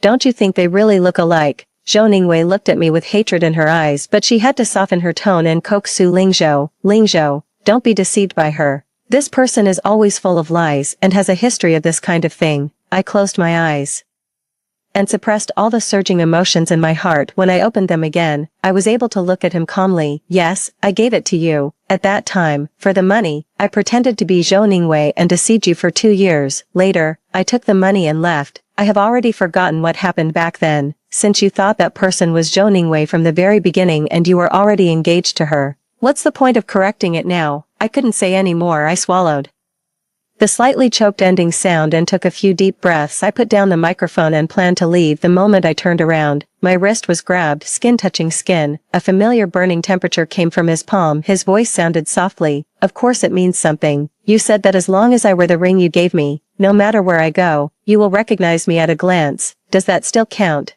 My eyelashes trembled violently. I lowered my eyes, hiding all my emotions in my voice and burying them deep in my throat. I gently pried his fingers apart and pulled out my hand. When I looked up again, my expression was indifferent. I've forgotten. I lied. In fact, during the years I studied abroad, I often thought of Su Lingzhou. In the winter of his 19th year, when he was about to return to the Su family, it was the peak of our passionate love period. The winter in the northern city was extremely dry, and when we kissed, we would be slightly stung by the sparks from static electricity. I wasn't without the thought of confessing my identity to him. There were many moments when our feelings were at their strongest. He would kiss my ear and call me in a hoarse voice, Zhou Ningwei, don't leave me. It was like a basin of cold water suddenly being poured over my head. At that moment, I suddenly realized, from the very beginning, when I came to his side, I had an unspeakable purpose and was pretending to be someone else. Su Lingzhou once told me.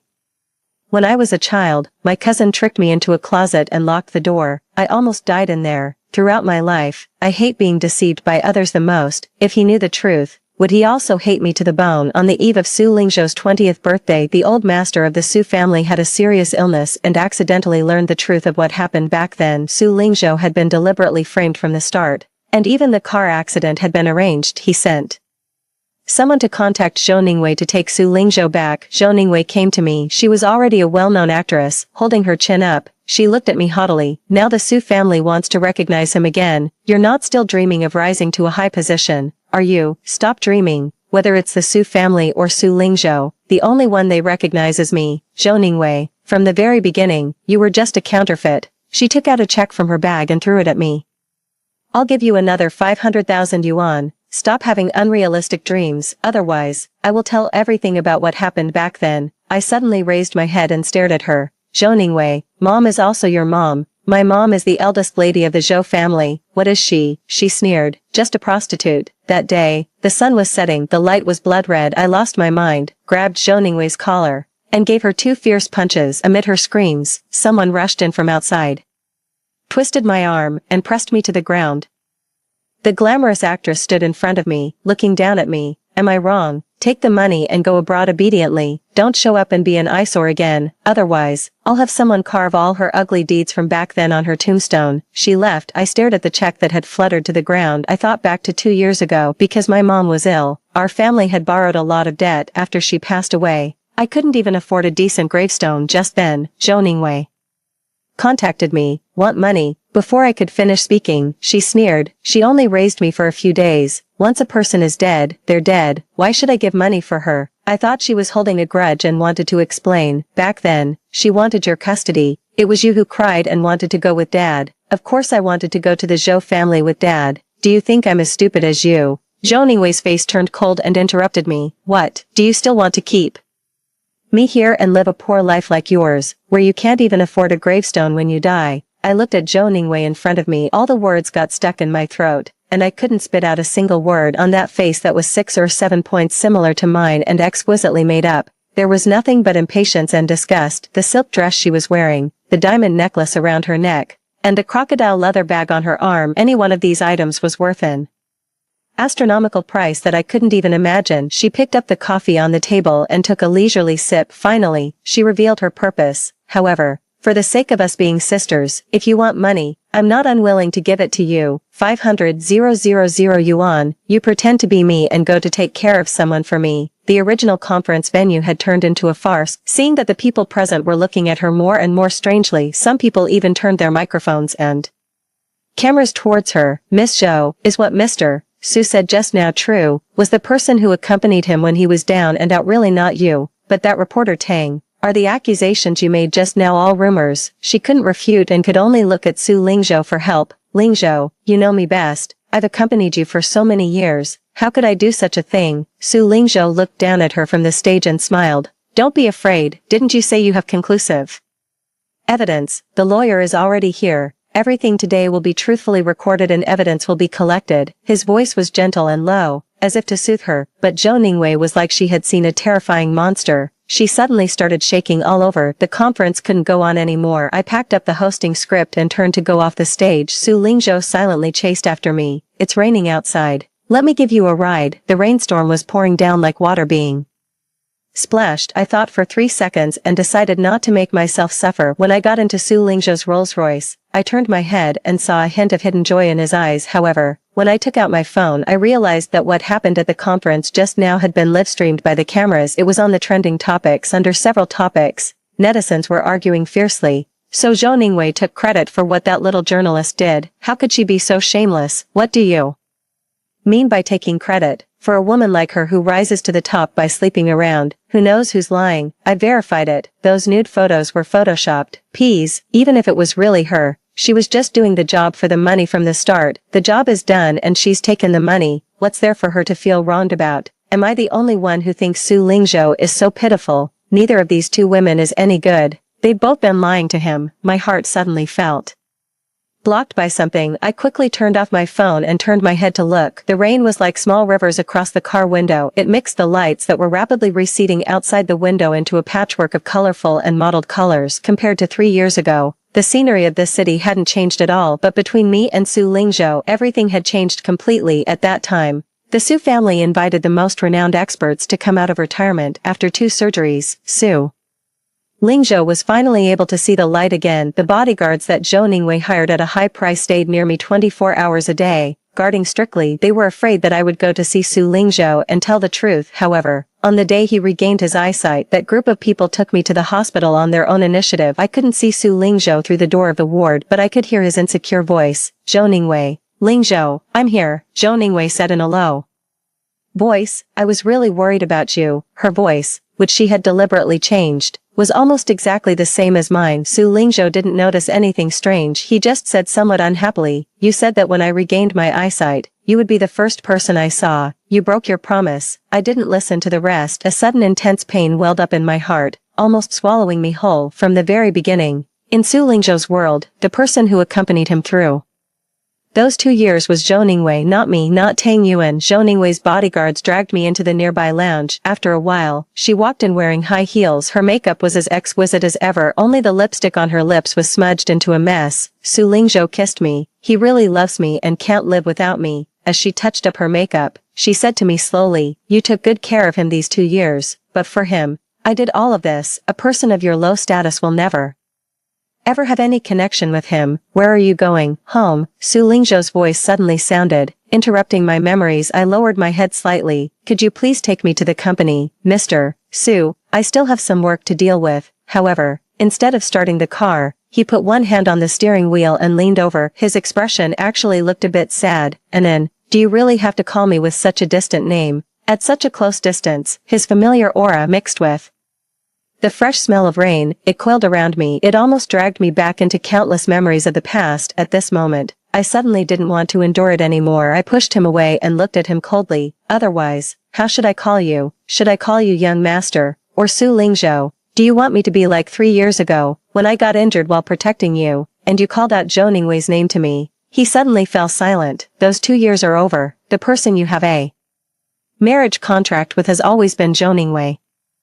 Your life has returned to normal. Why are you pestering me? But this isn't my normal life. Su Lingzhou looked at me, his eyes gradually turning red. I had never met Zhou Ningwei before. From the very beginning, the only person I recognized was you. Dense pain welled up from my heart. I closed my eyes, and when I opened my mouth, my voice couldn't stop trembling. You're still lying to me, Su Lingzhou. On the day you regained your eyesight, I was outside the ward. I heard you mistake Zhou Ningwei for me without any doubt. You hugged her and kissed her. He suddenly interrupted me. I didn't. The moment I opened my eyes, I knew she wasn't you. I was suddenly stunned. I heard Su Lingzhou's seemingly calm voice. The situation in the Su family is very complicated. On that day in the ward, there was more than one person with evil intentions, someone who wanted to kill me. So the moment I realized she wasn't you, I made a decision. Zhou Ningwei was the best and most perfect target. He raised the corner of his lips, and a hint of a cold smile appeared in his eyes. She likes to pretend to be someone else, doesn't she?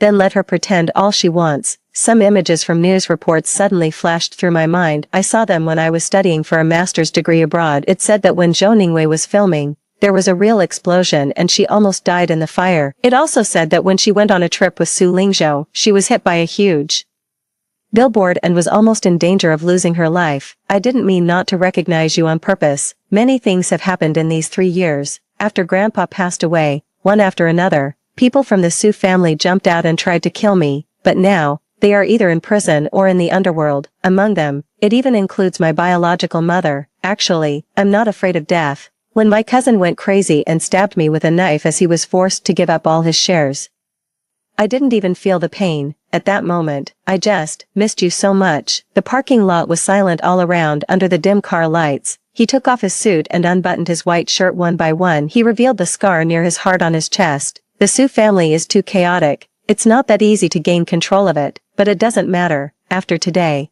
Zhou Ningwei and the last remaining forces that supported her rise should also fall. The entire Su family, including me, can be yours. He leaned closer little by little and stared at me at a very close distance. In the past, those eyes were always out of focus and grayish, but now, they were as bright as stars that contained the entire universe. I swallowed hard and said in a low voice, "But you were already with Zhou Ningwei. I have never kissed her, never." He slightly emphasized his tone. "I'm clean, sister, you can check for yourself." Just this one sentence made the string of reason in my mind snap completely when I pounced on him and tore open his collar. Countless passionate memories of the past flooded into my mind. His lowest point was also the 2 most unstable and confused years of my life. Those emotions that were reckless and had nowhere to be vented in the end, they all turned into our lingering love that was as intense as if we were risking our lives. On the reclined car seat, I clutched the tie around Su Lingzhou's bare neck. Just like the moments of pleasure after countless conflicts in the past, I pulled it little by little and tightened it. In the slight sense of suffocation, Su Lingzhou squinted his eyes and let out a comfortable sigh. "I missed you so much." He held me in his arms, buried his face in the crook of my neck, and his hot palm rubbed against my waist side by side. "They were so stupid. How could that well-behaved and obedient base be you? No one can ever act like you." His originally cold and sharp voice was now filled with lust. By the time the passion subsided, it was already late at night. Su Lingzhou drove the car in front of a villa. The slightly messy tie was still hanging around his neck with visible red marks. I took out my phone and saw the news with a bright red trending label on the trending topics. Hashtag Zhou Ningwei taken away for investigation. Last month, my half-brother on my mother's side contacted her, threatening her with knowing her secrets. He asked her to steal the tender documents and other confidential files from me. I was silent for a moment and then said softly, "I know, you know." Su Lingzhou suddenly turned his head. "Did you arrange this?" And then, I nodded, pinching the palm of my hand and forcing myself to look into his eyes. "The reason I came back this time is to destroy the Zhou family, to bring down Zhou Ningwei, and to reverse the case that the Zhou family framed my mother in 20 years ago. For this result, I'm willing to pay any price. This is the most important reason why I'm engaged in media work. 20 years ago, because she took a fancy to my father, the young Miss Zhou of the Zhou family set up a trap to frame my mother, saying that she was engaged in prostitution, and the young Zhou Ningwei, in order to live the life of a young lady, actually helped the outsiders. She personally pushed her own mother into the abyss. My mother was detained for 15 days and also lost her job after coming home. All the neighbors pointed fingers at her and stood up for my father. After my parents divorced, with that shameful reputation on her back, my mother took me and embarrassedly returned to the countryside. She was depressed and passed away due to illness just after she turned 50, and on the day she passed away, on the TV in the hospital, there was news about the Zhou family being reported. They said that the Zhou couple loved each other deeply and their children were excellent. They were even considered a model among wealthy families. How ridiculous. When my mother died, she weighed less than 70 pounds. There were green and purple needle marks on the back of her hand. She could have lived to be 100. The Zhou family's business is also not clean. They have harmed so many people. Do they deserve to be called a model? I covered my eyes and forced back the surging tears. Su Lingzhou, I used you, because I knew you wouldn't let go of those who betrayed you. I let her deliberately violate your taboo. If you feel hurt because of this and hate me, it doesn't matter, but I must send her to hell with my own hands. I suppressed all my emotions and made myself look at him as calmly as possible. But, sister, your hand is shaking. Su Lingzhou grabbed the hand I had behind my back and carefully brought it to his lips and kissed it. Don't be afraid. I'm more than happy that you used me. It proves that you have me in your heart. Of course I'll be on your side. I said that the entire Su family, including me, is yours. The matter of Zhou Ningwei being taken away for investigation caused a huge stir on the trending topics for 3 days.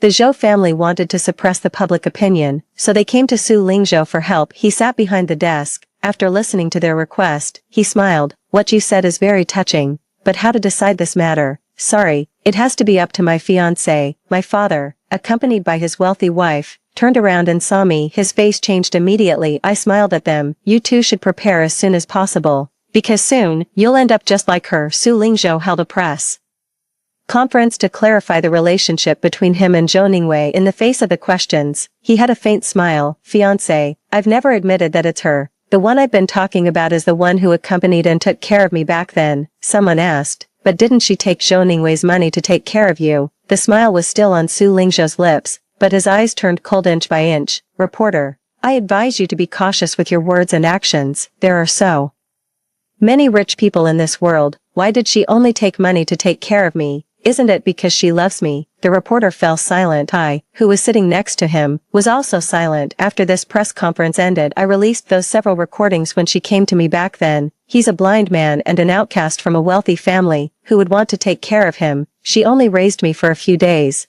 Once a person is dead, they're dead. Why should I give money for her? Do you still want to keep me here and live a poor life like yours, where you can't even afford a gravestone when you die? The public opinion was in an uproar. Come on, I thought her persona has always been that of an elegant and generous actress, so she and Tang Yuan are biological sisters, and she took the initiative to ask someone to replace herself. All her outfits together are worth over $1 million, but she won't even pay for her own mother's gravestone. How disgusting, taking advantage of this overwhelming public opinion. I started a live broadcast in front of millions of people. I told the truth of what happened 20 years ago. The eldest lady of the Zhou family, Zhou Jing, took a fancy to my father. They didn't want to make things clear and just got divorced. Instead, they joined hands to set up a trap to frame my mother, making her bear that embarrassing reputation and live her life in shame. Standing behind me was a timid man with a crew cut. During my postgraduate studies and internship, I inquired everywhere and spent a lot of effort. Only then did I find the whereabouts of this person from a senior female colleague. He had the habit of petty theft and had been in trouble with the law a few times later. Back then, that matter was instigated by Zhou Jing. That Ms. Tang was indeed innocent. She was tricked by her own daughter into going to a drinking party of the Zhou family.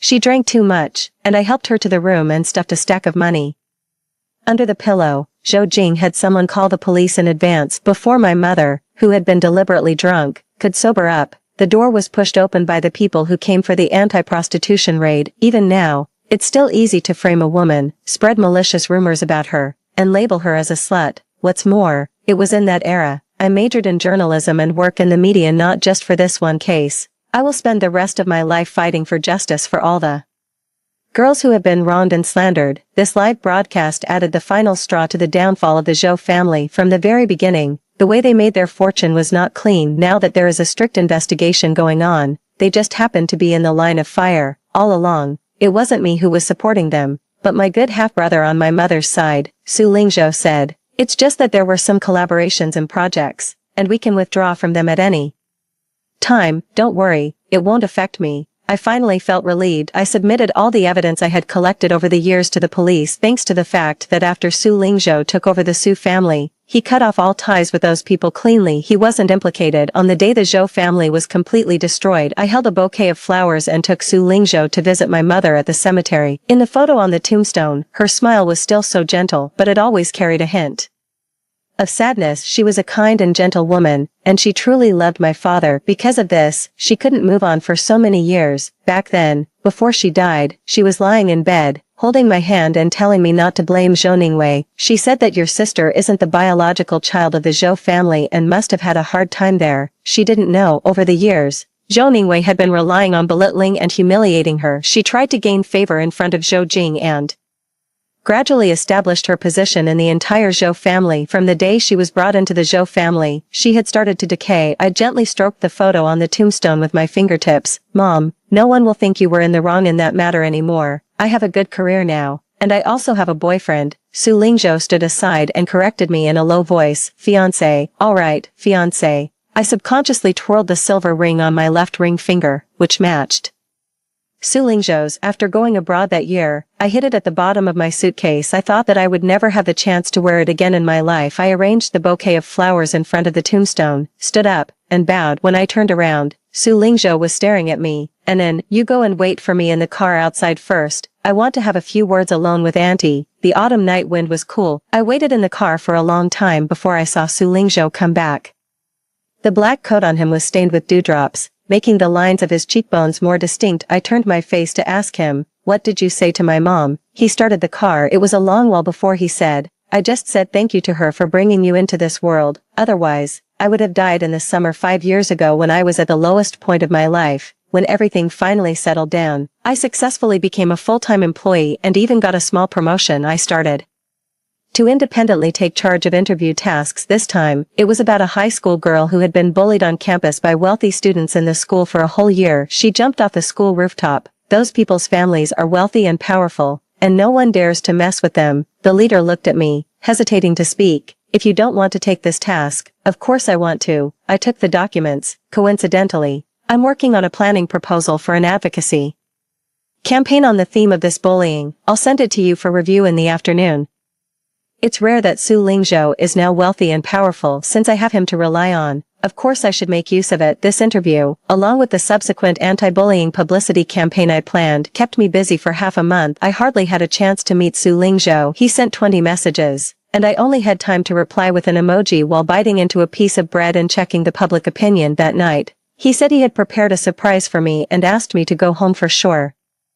I pushed open the door. The night sky was twinkling with stars in the room filled with steaming mist. He leaned against the headboard, panting like a puppy and looking at me. His eyes were filled with a sticky look, lingering on me. And then, you've been ignoring me for a long time. I stared at him for a long time. Even the decisive and powerful Mr. Su's ears turned red. Then I took off the camera strap and threw it to him. Fasten it yourself. Because I had been running around all day. My voice was very hoarse. I'll go take a shower first. Su Lingzhou was very obedient. When I came out wiping my dripping hair, he had already arranged everything. There was only a small lamp left on the headboard, and the moonlight flowed in like melted ice water. Even so, it still couldn't cool down the humid and hot mist in the room by half. And then, kiss me, you're too tense, let me out a bit. Every word, combined with his seductive eyes, was full of temptation. By the time the intense passion subsided, it was the early morning. When the sky was turning pale, I suddenly remembered something. I'm going on a business trip to another place next month. There's a very important interview about a little girl in the mountains who has been collectively violated by the villagers for a long time. She walked alone in the mountains for a whole night before she could contact me at the internet cafe in the town. That place is quite backward, and the local forces are intricately connected. It's estimated that it won't be easy to get to the bottom of it, so I'll stay there for a longer time. His hand tightened on the protruding bones of my back. There will be danger. Then so be it. I didn't care much. I turned over and sat up, lighting a cigarette for myself. Suddenly, my senior colleague Brother Wang, who had been guiding me, turned his head. But this kind of thing is originally the mission and responsibility of us media workers. Su Lingzhou was silent for a moment. Suddenly he said, I'll go with you. But don't you have a very important contract to negotiate next week? It can be postponed. Why, actually, there's no need. I tried to reason with him. The words that hadn't been spoken yet were all blocked back by Su Lingzhou's passionate kiss. That kiss went all the way down and stopped at my most sensitive neck. He was panting wetly. He said in a hoarse voice, because I'm your most loyal guard. You just go ahead and pursue your dreams, and I'll escort you every step of the way, the end of the full text.